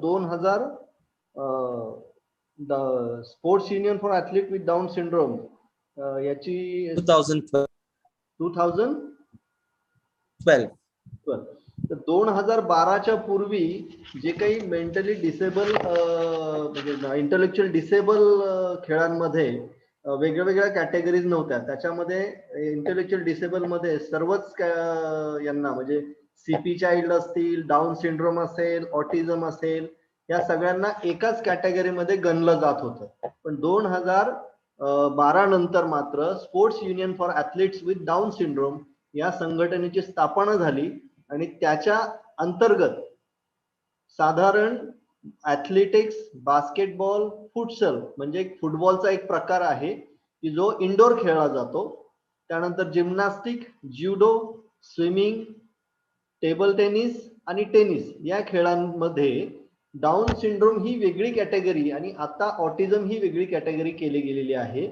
आणि याचे सगळे जे काही नियम आहेत ते इंटरनॅशनल पॅरालिम्पिक कमिटीशी रिलेट करतात आणि इंटरनॅशनल पॅरालिम्पिक कमिटीच याचं प्रशासकत्व त्यांनी हे केलेलं आहे. आणि याच्यामध्ये सुद्धा पॅरालिम्पिक आणि ऑलिम्पिक मध्ये जसं आयडियली एक चॅम्पियन्स असतो तसंच याच्यामध्ये एक वर्ल्ड चॅम्पियन निवडला जातो. यानंतर सरांनी साधारण स्पोर्ट्स बॉडीचं एक स्ट्रक्चर आपल्याला दाखवलं की कशा पद्धतीने इंटेलेक्च्युअल डिसेबल मुलांसाठीची संघटनांचं एक स्ट्रक्चर आहे. त्याच्यामध्ये इंटरनॅशनल ऑलिम्पिक कमिटी ही सर्वोच्च आहे. त्यानंतर त्याला पॅरलल इंटरनॅशनल पॅरालिम्पिक कमिटी ही इंटेलेक्च्युअल डिसेबल किंवा जे काही डिसेबल व्यक्ती आहेत, खेळाडू आहेत त्यांच्यासाठी काम करते. आणि इंटरनॅशनल पॅरालिम्पिक कमिटीच्या अंडर सेरेब्रल पाल्सी, आयबास, IBSA आणि virtue WIIS, NPC Paralympic committee of India या सर्व संघटना यांच्या अंतर्गत काम करतात. आणि व्हर्च्यू WIIS आणि NPC अर्थात पॅरालिम्पिक कमिटी ऑफ इंडिया यांना प्रतिनिधित्व इंडियामध्ये INS सायवस ही संघटना करते.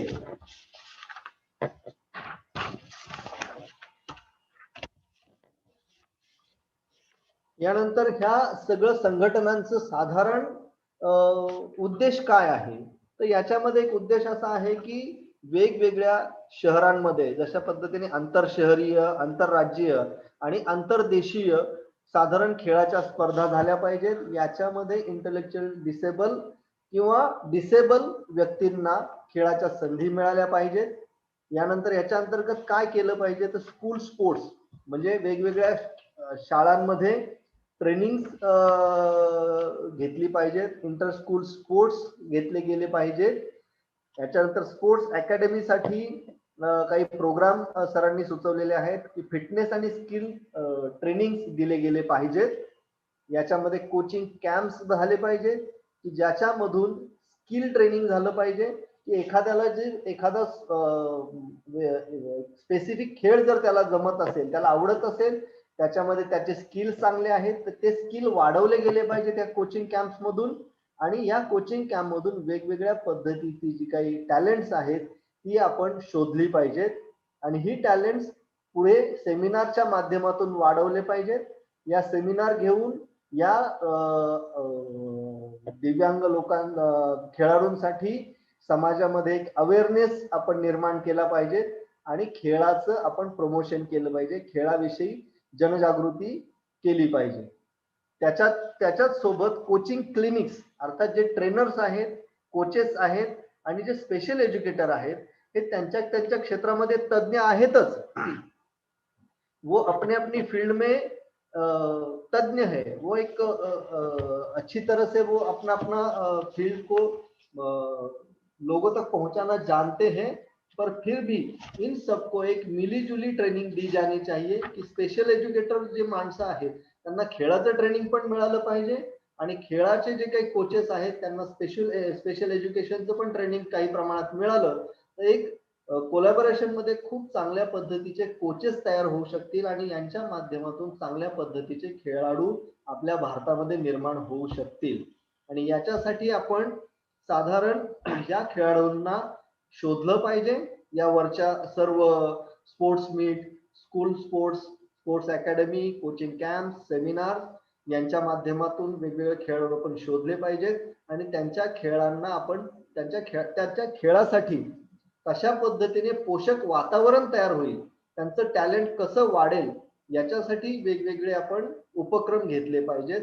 त्याच्या माध्यमातून आपण मग सिटी टीम्स तयार करू शकू, राज्य संघ तयार करू शकू, देशांतर्गत वेगवेगळे टीम्स आपण तयार करू शकू आणि त्यामुळे ह्या खेळांमध्ये एक प्रकारचं शिस्तबद्धत्व येईल, जे वेगवेगळ्या संघटना वेगवेगळ्या पद्धतीने मार्गक्रमण करतायत आणि डिस्पर्स अर्थात अव्यवस्थितपणे काम करतायत. तर ह्या सर्व संघटनांनी एकत्र येऊन या पद्धतीने एकत्रित शिस्तबद्ध काम जर केलं तर आपल्या भारताच्या खेळाडूंना एक चांगल्या पद्धतीचा प्लॅटफॉर्म या सर्व खेळाच्या माध्यमातून आंतरराष्ट्रीय स्तरावर मिळू शकेल.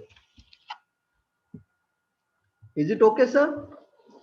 याच्यानंतर सरांनी एक शेवटचं आपल्याला एक छान सिग्निफिकन्स अर्थात महत्व काय आहे, सायबस इंडियाचं महत्व काय आहे आणि सायबस इंडिया आपण का प्रमोट करतोय किंवा का आपण लोकांपुढे आणतोय. तर सायबस इंडिया हा पॅरालिम्पिक किंवा पॅरा ऍथलेटिक्स मध्ये जाण्यासाठी आपल्या दिव्यांग मुलांसाठी एक राजमार्ग ठरू शकतो आणि याच्या माध्यमातून व्हर्च्युअल इंडिया आणि सायबस इंडिया यांच्या माध्यमातून पॅरालिम्पिक गेम मध्ये भारताची मुलं आपलं प्रतिनिधित्व करू शकतात किंवा यांच्या माध्यमातूनच या गेम्स मध्ये ते पार्टिसिपेंट अर्थात सहभाग घेऊ शकतात.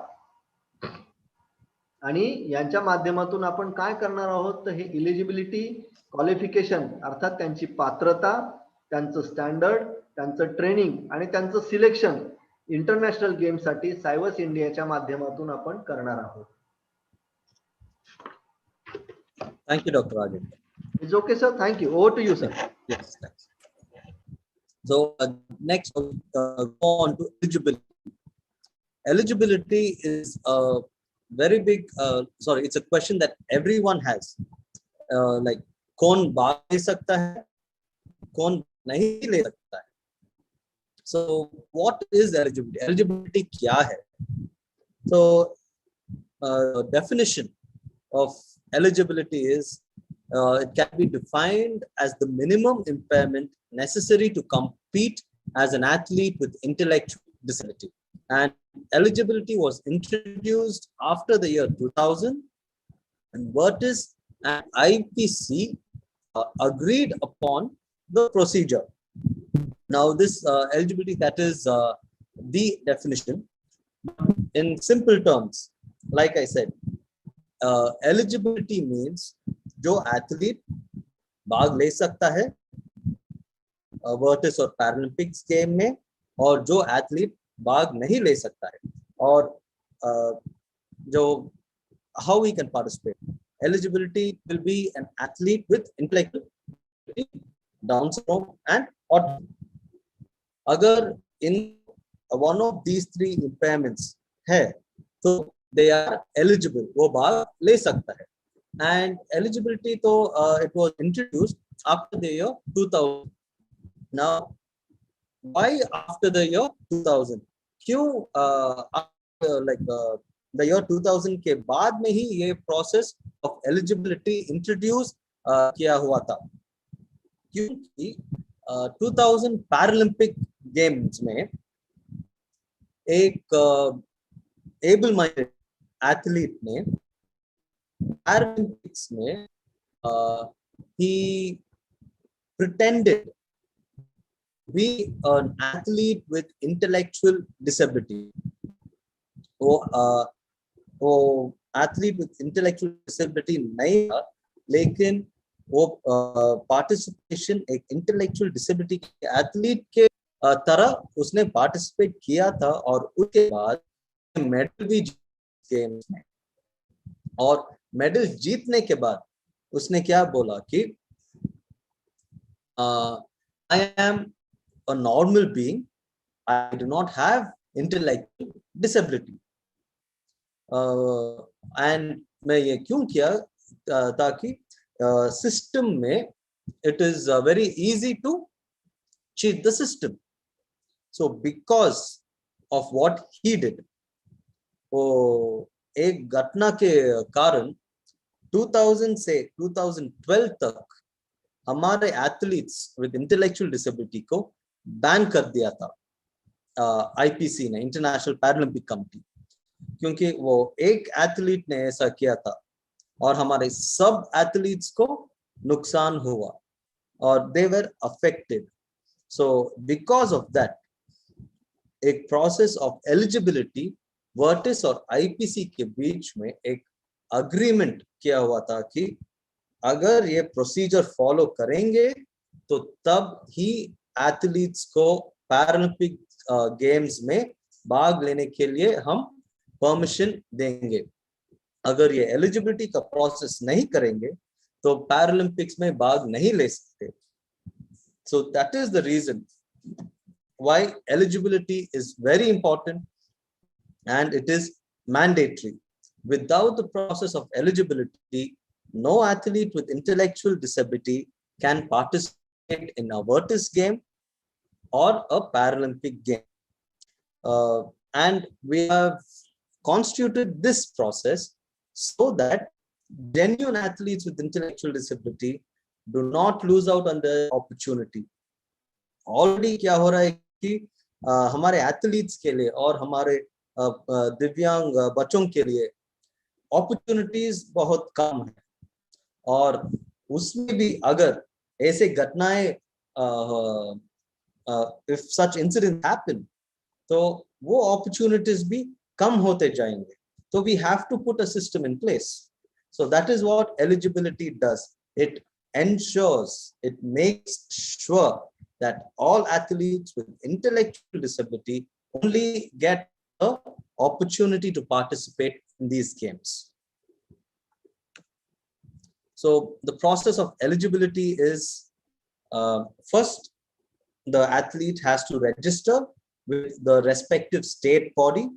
Then the state body will forward the athlete application to the national office of INS Service India. And once INS Service India approves the eligibility, they are eligible to participate. This is in the INS Service India Games. And then they have to apply for PCI license, and then they will be eligible to participate in National Paralympic Games. So this is the structure or the procedure within India. So internationally, after getting the national eligibility, which is Service India eligibility, we will apply for Virtus International eligibility, and then be eligible to participate in Virtus Games. So first एक athlete को service India में apply करना है, उसके बाद उस application को हम वर्टिस को फॉरवर्ड करेंगे और उसके बाद वो दैट एथलीट वर्टिस गेम्स में भाग ले सकते हैं. एंड साइमल्टेनियसली पीसीआई लाइसेंस लेने के बाद स्पोर्ट्स क्लासिफिकेशन को अप्लाई करना पड़ेगा. पहले आईपीसी लाइसेंस और उसके बाद स्पोर्ट्स क्लासिफिकेशन होगा, और क्लासिफिकेशन अगर अप्रूव हुआ तो वो पैरालंपिक गेम्स में भाग ले सकते हैं. So this is the procedure. यह है प्रोसीजर इंटरनेशनल गेम्स में भाग लेने के लिए. तो सर्विस इंडिया और वर्टिस में दो कैटेगरीज है, तीन कैटेगरीज है. एक है II1 जो person for athletes with intellectual disability, II2 for athletes with intellectual disability and Down syndrome, and the third category is for athletes with high functioning autism. So the II2 and II3 categories 2017 include kiya hua tha Virtus mein, and yeah, so there are actually many questions asked about what about athletes with autism. So as of now, we have an organization which is for persons with intellectual disability, persons with Down syndrome, but autism. So the reason why Virtus has included autism also in the categories is that we want to show data that persons with autism are also their performance also is not in par with so-called normal people. So we need to prove that our persons with autism also require and should be included in the Paralympic Games, Down syndrome and autism. So all all athletes, whether it be intellectual disability, Down syndrome or autism, should participate in more games, not only the Paralympic Games, because the more data we have, the more they perform, then it is more stand that we have to show the IPC that athletes with intellectual disability, Down syndrome and high functioning autism can perform. They can participate in all sport disciplines, and they need more opportunities in the IPC. So eligibility, how do we assess? For intellectual disability, the IQ should be 75 and below. Then there should be limitations in adaptive behavior, and the person with intellectual disability should be diagnosed before 18 years of age. From birth to 18 years of age is the developmental period. So the brain develops in this period, and if any damage to the brain or there's any illness that happens in this period, it affects the brain permanently. So that is considered as intellectual disability. If there is brain damage after 18 years of age, then that will not be considered as intellectual disability, and they will not be allowed, they will not be eligible to participate in Curtis or the Paralympic Games. So for Down syndrome athletes, they have to meet the same criteria, and they have to give a cytogenetic test or a karyotype test, which will confirm their impairment as well. And for autism, it is high functioning autism, where the IQ has to be 76 and above.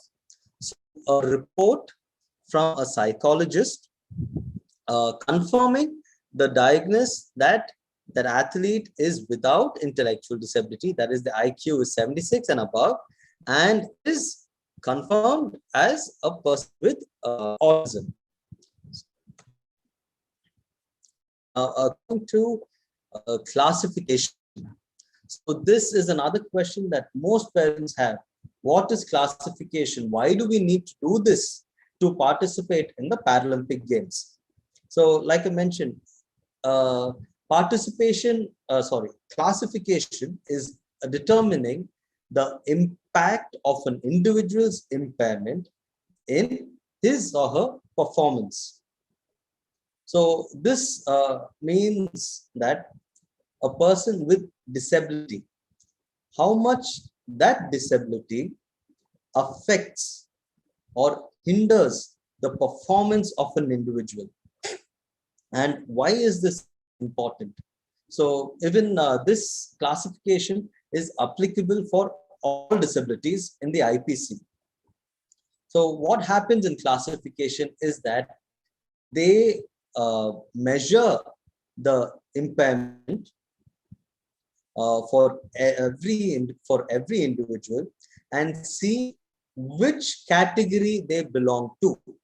So for example, if one individual is put in a category where his the impact of his disability is not so high, so it's so high that it does not affect his performance that much, but he's put in a category where all the other athletes, their performance is a little low because of the disability. So then what happens here is that one individual will perform way better than the other athletes, which is not fair to the athletes with low performance. At the same time, if this athlete is put in a category where everyone else perform better than him, then he will never get a chance to perform well. He will always, he will not get a chance to win. So classification is very important, and depending on that classification, only you will be put in a category. And for intellectual disability, there are two categories. There's one category which is D20 and F20 in athletics, and for swimming it's S14, SB14, SM14, depending on the different strokes in swimming. And then you have in table tennis as well.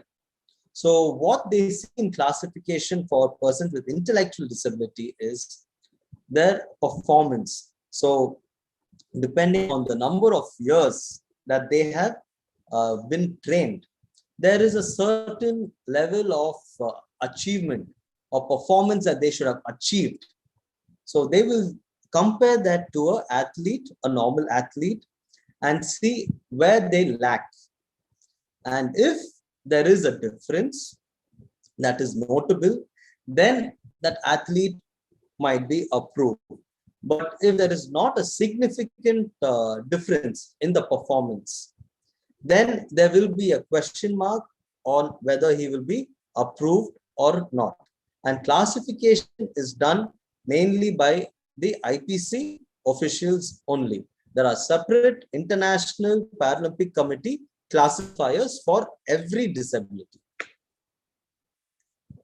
So like I mentioned, the categories in IPC and the Paralympic Committee of India is for athletics D20 and F20, swimming it's S14, SB14 and SM14, and table tennis it is TT 11. So these are the sport disciplines which are available in Vertis and Civis India.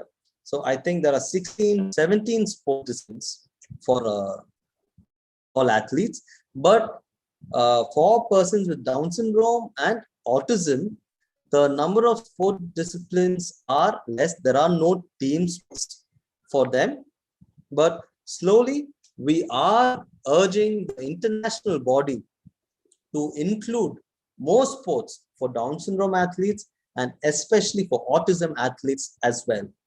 And we do recognize and acknowledge that autism athletes are not getting many opportunities.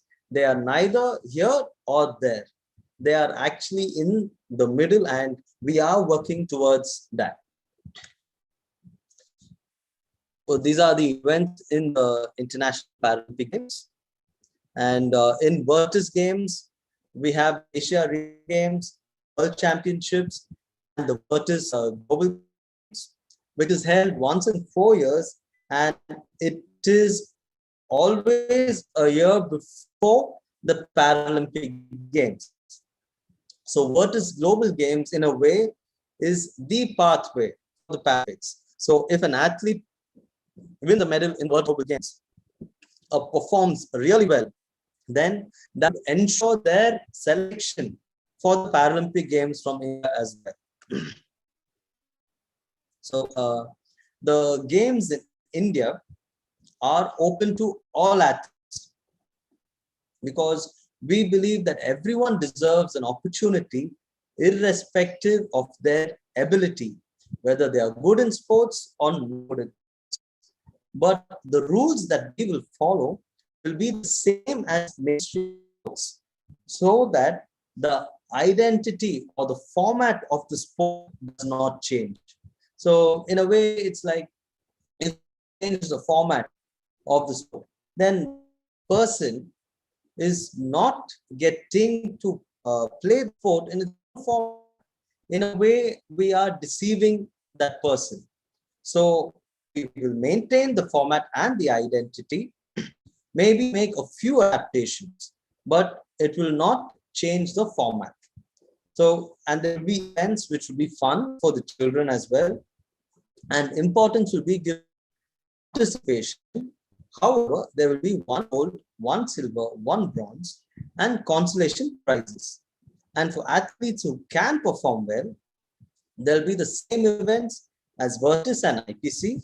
There will be no relaxation of rules, and maybe very small adaptations which will be in accordance with Vertis And Dr. Rajendra, if you can quickly this.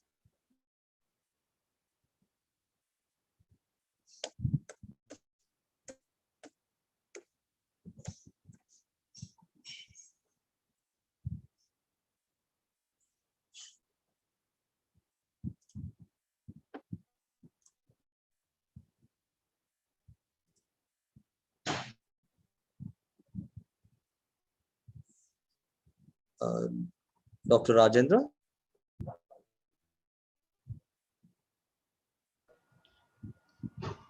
Yes, sir.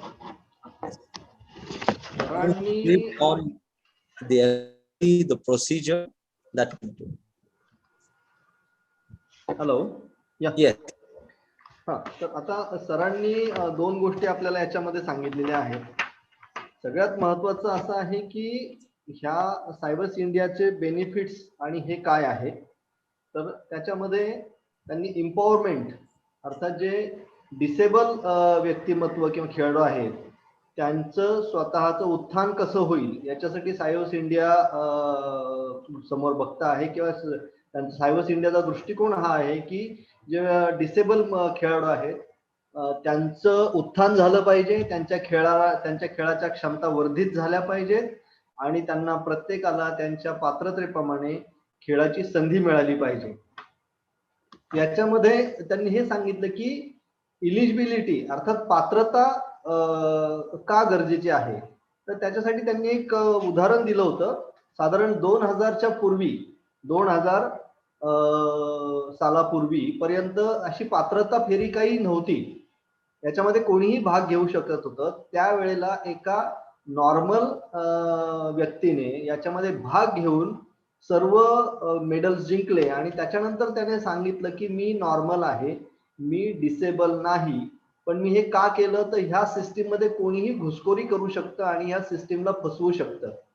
परंतु याचा परिणाम असा झाला की 2000 ते 2012 पर्यंत या सर्व disable खेळाडूंना बॅन केलं गेलं याच्यामधून खेळांमधून. आणि त्याच्यानंतर मग व्हर्च्यूज आणि इंटरनॅशनल पॅरालिम्पिक कमिटी यांच्यामध्ये एक ॲग्रीमेंट झालं आणि त्याच्यानुसार इलिजिबिलिटी पात्रता फेरीची जी काही संपूर्ण प्रोसिजर आहे ती जे खेळाडू पूर्ण करतील त्यांनाच या खेळामध्ये सहभाग घेऊ देण्यात येईल असं ते ॲग्रीमेंट होतं. आणि याच्यासाठी नंतर सरांनी ही पात्रता फेरी कशा पद्धतीची असेल याचं पूर्णपणे डायग्रामॅटिक आपल्याला समोर रचना दाखवलेली आहे. आणि याच्यासाठी इंडियामधून इलिजिबिलिटी जर मिळवायची असेल पात्रता तर सायबर्स इंडिया INS सायबर्स इंडिया यांच्या माध्यमातून ही पात्रता आपल्याला मिळणार आहे. याच्या माध्यमातून जेव्हा आपण रजिस्ट्रेशन करू त्यातही सायबर्स इंडियाचं रजिस्ट्रेशन करायचं असेल तर त्या स्टेट चॅप्टर म्हणजे आता महाराष्ट्रातून जर आपल्याला त्याचं रजिस्ट्रेशन करायचं असेल तर त्यांना त्या खेळाडूंना महाराष्ट्रातून रजिस्ट्रेशन करण्यासाठी स्वयं फाउंडेशन सायबर्स इंडिया यांच्यामध्ये रजिस्ट्रेशन करावं लागेल. ते रजिस्ट्रेशन INS सायबर्स इंडिया मध्ये केलं जाईल आणि तिथून त्यांना मग सायबर्स इंडियाचे जे गेम्स आहेत त्याच्यामध्ये खेळायची संधी मिळेल आणि PCI लायसन्स उपलब्ध होईल आणि तिथून ते नॅशनल पॅरालिम्पिक गेम्स मध्ये सहभाग घेण्यासाठी पात्र ठरू शकतील. अशा पद्धतीने सरांनी आपल्याला एक मार्गदर्शन केलेलं आहे. आणि त्याच्या पुढे सायबर्स इंडिया कडून जे रजिस्ट्रेशन पुढे व्हर्च्यूज या संस्थेमध्ये जाईल, त्यांचं PCI लायसन्स उपलब्ध होईल. त्याच्यानंतर त्या खेळाडूला व्हर्च्यूज गेम मध्ये सहभाग घेण्याची संधी मिळेल.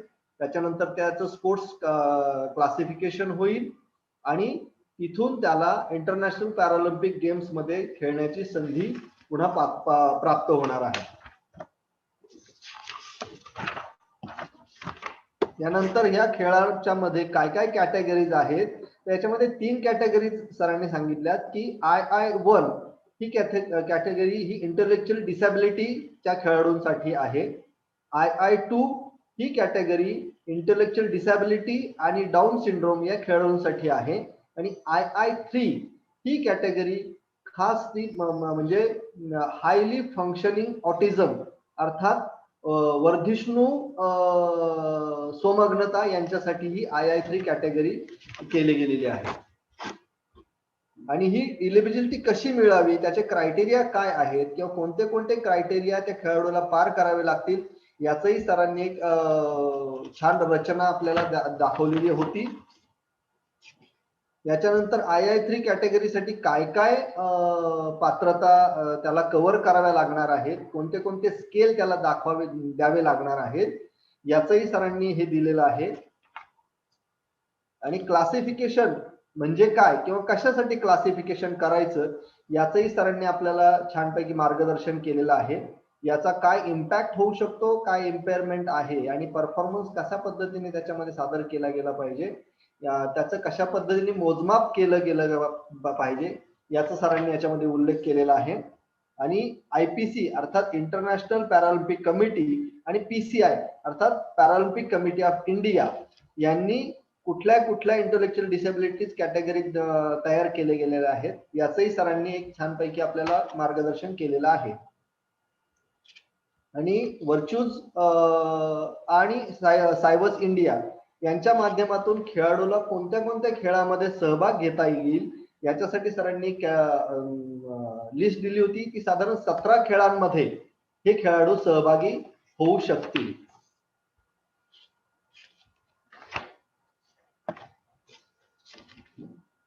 यानंतर सरांनी एशिया रिजनल गेम्स कशा पद्धतीने आपण घेऊ शकतो, कशा पद्धतीने त्यांचे इव्हेंट घेऊ शकतो, वर्ल्ड चॅम्पियनशिप ही कधी होऊ शकते, साधारण 2 वर्षातून एकदा ही चॅम्पियनशिप होते आणि 2 वर्षातून एशिया रिजनल गेम्स होतात.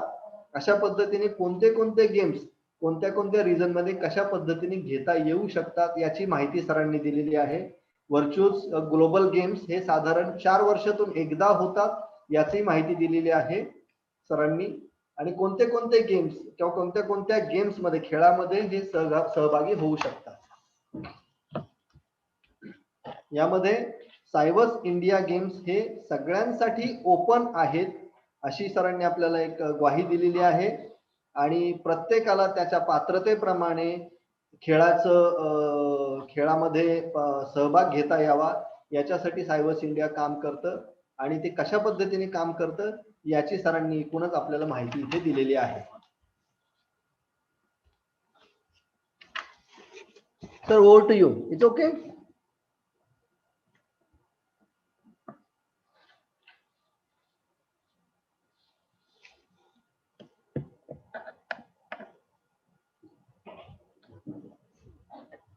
Yeah, thank you, Dr. Rajendra. Yeah. So through the sports and the activities of Cyvus India and even athletes who are participating in Special Olympics, we find there is all-round development in an individual. There's improvement in classwork as well, because what's happening is that their energy, that the pent-up energy which is stored in an individual comes out in sports activities, so they're able to focus and do other activities as well, like improvement in their attention span. Then interaction with others has improved. Physically, they are more active. Then parents, they realize the potential of their son and daughter. So some of the parents feel that our child cannot do this, cannot do that. But when they see, okay, yes, he or she is able to do this, then their parents are also happy that, okay, yes, our child is able to do perform well in sports. And in sport, what also encourages for the siblings, that is the brother and sister, to also participate in the training of the athlete. So that time what happens is that there is a better understanding between siblings, between the athlete and his or her brother and sister, because after parents' time, it is the brother and sister who will be living together. So there needs to be a good understanding. Sometimes what happens is that there is sibling rivalry between the children. So a parent generally would pay more attention to a child with intellectual disability because they are more vulnerable. They need attention. So in that, what happens, the other child feels neglected. So when we include them also in the training or in any of the activities, there is a better understanding, and even the brother sister will be able to understand what this person with intellectual disability is going through. Then through sports, aggressive behavior is controlled. So they are they are able to express, the energy is expressed. So the temper tantrums, the aggressiveness, everything is controlled through physical activities. Then I would just like to end with a few stories. I'll just talk about a boy who was withdrawn. So he came, like we also run a school, a residential center for persons with intellectual disability for the past 41 years. And this boy had come to our center. This is when my parents were running. He was 15 years old. He was from the Northeast. He always used to be very silent, and he never used to interact with others. But once he started participating in sports, his whole personality changed. He was the opposite of who he was when he first came here. He participated in Special Olympics games, because at that time it was only Special Olympics which was in India. He participated in Special Olympics games. He captained many teams. He went abroad, participated in international games. He won medals. He won trophies. But is that what we are very happy that he has achieved so much from where he was and where he has come. So that was a very big achievement. But that is not where our work should end or our service should end. Yes, he has achieved all this. We have brought him till here. But what after that? He needs to be as independent as possible. That's our ultimate. So after a few years, he again went back. His father took him back because he was a grown man and he had improved. His condition had improved. It is not curable, but you can improve the condition. So he went back. He was also actually my best friend. So, and when he came down a few years ago, he traveled all by himself by flight from the Northeast. He came here to our school. He donated money for the organization, and he said, use this people like me to help them as well. So that is, we felt the actual satisfaction that yes, he is as independent, and what we set about doing through home and sports and through other activities has been achieved. So that is what our true satisfaction, our objective, our eventual goal is. Not for an individual to win a medal. Yes, he wins a medal, he gets recognition. Yes, we are very happy. But we want to go beyond that. We want to show that this person or this individual can achieve much more in life, can live as independently as possible as an individual in an integrated and inclusive society where his abilities are recognized and not disabilities. I would like to conclude with that. Thank you for giving this opportunity to share regarding sports for persons with intellectual disability, Down syndrome, and autism. And yes, I would like to emphasize again, please stay safe, stay healthy, and our health is in our hands only. So the more careful we are, the more safe we are. Thank you. Thank you, sir. Thanks a lot for the brief and very deep guidelines, Paralympic and about disabled people and disabled athletes. Actually आता सरांनी आपल्याला ह्या सगळ्या याचा काय काय फायदे होऊ शकतात याची माहिती दिली. याच्यामध्ये ह्या खेळामध्ये जेव्हा मुलं किंवा खेळाडू सहभागी होतात तेव्हा त्यांचा सर्वांगीण विकास व्हायला मदत होते. त्याच्यासोबतच त्यांचा अटेन्शन स्पॅन, जे आपण म्हणतो की लक्ष देण्याची जी काही प्रवृत्ती असते ती यांच्यामध्ये कमी असते, ती वाढायला लागते.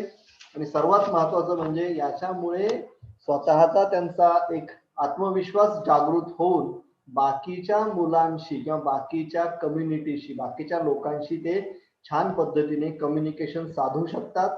अशा पद्धतीने त्यांचे स्वतःही ते फिजिकली ऍक्टिव्ह तर होतातच, आणि याच्यामुळे ते स्वतःच्या त्यांच्या पॅरेंट्सना सुद्धा एक विश्वास त्यांच्या मनामध्ये निर्माण होतो. त्यांच्या पॅरेंट्सना एक अभिमान वाटू शकतो. आणि आपल्या सर्वांपुढे त्याचं उदाहरण आहे स्वयं, की त्याच्या कर्तृत्वामुळे नक्कीच त्याच्या आई वडिलांना, त्याच्या पालकांना अभिमान वाटतो त्याच्या कर्तृत्वाचा.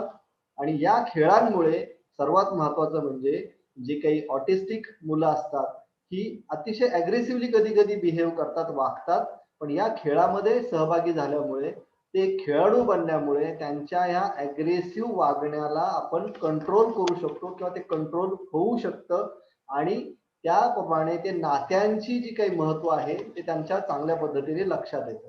त्यानंतर सरांनी मला वाटतं एक खूप 2-3 अशा स्टोरीज, म्हणजे 2-3 यशस्वी डिसेबल खेळाडूंच्या आपल्याला कथा सांगितल्या, की ज्यामध्ये एक अतिशय शांत राहणारी मुलगी आणि एक सर्वांपासून दूर राहणाऱ्या मुलाची त्यांनी कथा सांगितली, की त्या मुलाने विविध आंतरराष्ट्रीय स्तरावरच्या खेळांमध्ये सहभागी होऊन मेडल्स तर जिंकलेच, आणि त्याने स्वतः एकट्याने विमान प्रवासही केला. ही खूप महत्वाची आणि आत्मविश्वास पूर्ण घटना त्याच्या आयुष्यात घडलेली आहे. त्याच्यामुळे खेळ ही अशी गोष्ट आहे की ती या मुलांमध्ये, जर सामान्य माणसामध्ये आत्मविश्वास निर्माण करू शकते, तर या मुलांमध्ये पण अतिशय उत्तमरित्या आत्मविश्वास निर्माण करू शकते. आणि ही मुलं सोसायटीचा, अर्थात आपल्या समाजाचा एक जबाबदार घटक बनून आपलं जीवन व्यतीत करू शकतात. अशा पद्धतीने याचा आपल्याला सरांनी माहिती दिलेली आहे. आणि याचा आपल्या समाजाला किंवा समाजात असलेल्या या दिव्यांग व्यक्तींना, दिव्यांग माणसांना या पॅरालिम्पिक किंवा या सर्व खेळाचा फायदा व्हावा, याच्यासाठी ॲरन बेंजामिन सर ज्या पद्धतीने कार्य करत आहेत, तर त्यांना आपण धन्यवाद देऊयात. आणि त्यांनी आपल्याला एवढा खूप मोठा वेळ स्वतःच्या व्यस्त कार्यक्रमातून, आणि त्यांच्या घरातही काही दुःखद घटना घडलेल्या आहेत, त्याच्याबद्दल मी I am very feeling very sorry for that. की I know somehow yesterday or previous day after yesterday I got some information that you have got some sad news, so I'm very feel sorry for that. आणि त्यांचा आपण साथवण करूयात. आणि त्यांनी आपल्याला ह्या सर्व घटनांमधूनही, या दुःखामधूनही आपल्याला वेळ दिला, याच्यासाठी स्वयं फाउंडेशन तसंच महाराष्ट्र समावेशित शिक्षण संघ यांच्याकडून मी त्यांचे आभार मानतो. आणि मगाशी जे मॅडमनी सांगितलं होतं, अवसर मॅडमनी, की घडलं पाहिजे आणि ते लढलं पाहिजे. या घडण्यासाठी आणि या मुलांच्या लढण्यासाठी, अर्थात इनको बनाने में और इनको लड़ने में आपके इस मार्गदर्शन गाइडलाइंस का उपयोग होगा. और ये खेल इन बच्चों के जीवन में एक नया सूरज लाएंगे, ऐसा मुझे लग रहा है. तो आपको बहुत बहुत धन्यवाद ॲरन बेंजामिन सर. आणि यानंतर मी या कार्यक्रमाचं समारोप करण्यासाठी विजया मॅडम कडे सूत्र सोपवतो. विजया मॅडम आहेत का?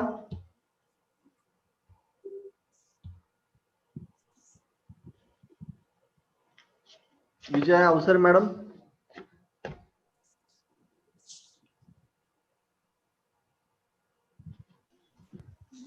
बापकर सर. हो सर, एक मिनिट मी कॉन्टॅक्ट करते, कदाचित ते म्यूट झालेत बहुतेक. एक मिनिट. विजया मॅडम म्यूट झाल्यात का?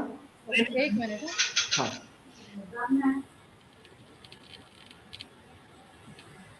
सर एक प्रश्न असा होता युट्यूबला, स्पेशल ऑलिम्पिक आणि पॅरा ऑलिम्पिक मध्ये काय फरक आहे?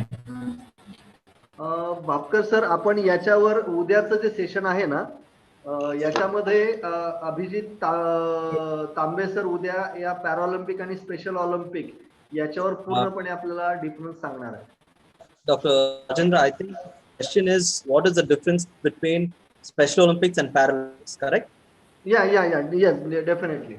Yeah, so Special Olympics is an organization on its own, who have their own rules and regulations for every sport.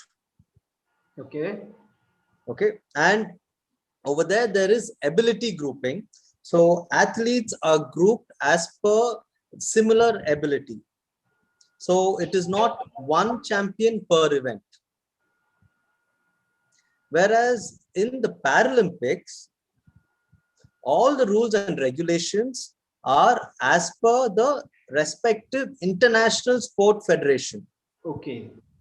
So that is why, like even what Vertis and Cybis India follow are the rules of the respective mainstream international sport federation.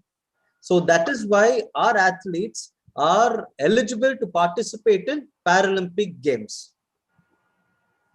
Okay. Whereas in Special Olympics, the format of the game is changed. It is adapted to the ability of the athlete. Okay. Yes. So that is why Special Olympics athletes, like Special Olympics, not recognized by the International Paralympic Committee. Okay. Thank you, sir. विकास काही प्रश्न आहेत का पुढचे आणखी? Sir आपण प्रश्न आता जास्त नाहीत. ओके. सेशन आपलं छान झालंय. आता आपण रूपाकडे जावं असं म्हणतोय सर. नक्की सर. सरांनी आपल्याला बऱ्यापैकी एवढी डिटेल माहिती दिलेली आहे की आता प्रश्नांचं आपल्या डोक्यामधून सगळा निचरा झालेला आहे. बऱ्यापैकी लोकांना सगळं समजलेलं आहे. तर मला वाटतं मी सर आमचे धीरज वाणी सर आहेत ते या पूर्ण सत्राचा आभार व्यक्त करणार आहे. ओके. मी धीरज वाणी सरांना विनंती करतो. तत्पूर्वी शीतल भिसे मॅडम, सतीश सर, विकास सर आणि सर्व महाराष्ट्र समावेशी शिक्षण संघाची टीम यांचं स्वयं फाउंडेशनच्या वतीने मी आभार मानतो. आणि कार्यक्रमाचा समारोप करण्यासाठी मी धीरज वाणी सरांकडे सूत्र सोपवतो.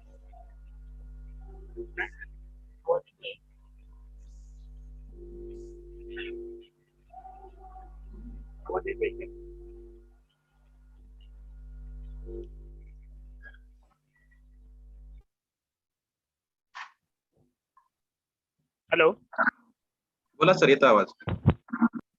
आवाज येतोय?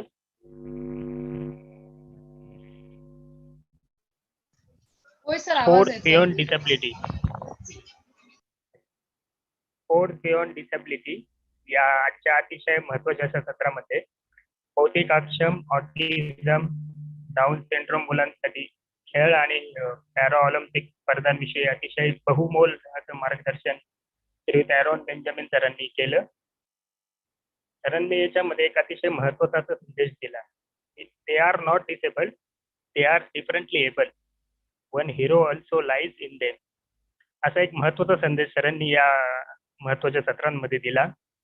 तसेच डॉक्टर राजेंद्र खरात सरांनी आयुर्वेद आणि व्यायामाचे महत्व जे सध्याच्या कोविडच्या काळात अतिशय महत्वाचे आहेत आपल्या विशेष गरज असणाऱ्या मुलांसाठी, याबाबत अशी अतिशय विस्तृत असं मार्गदर्शन केलं. तसेच श्रीयुत ॲरोन बेंजामिन सरांचं जे वक्तृत्व चालू होतं ते असताना त्यांनी मराठीत भाषांतरही खूप छान केलं. त्यामुळे मी संघटनेच्या वतीने डॉक्टर राजेंद्र खरात सरांचे आभार मानतो. तसेच शारीरिक फिटनेस आणि शिस्त आणि आपल्या खेळांद्वारे विशेष विद्यार्थ्यांमध्ये होणारी प्रगती ही अतिशय महत्त्वाची असते. हे श्री ॲरोन बेंजामिन सरांनी अतिशय डिटेल आपल्याला सांगितलं. तसेच पॅरा ऑलिम्पिक या स्पर्धेविषयी ज्या आपल्या मनामध्ये शंका होत्या त्या सर्व शंका, तसेच कुठकुठल्या संस्था NGO यांमध्ये सहभागी आहे याविषयी अतिशय महत्त्वाचं असं व्याख्यान दिलं. त्याच्यामुळे thank you very much to mister Aaron Benjamin sir for your valuable guidance.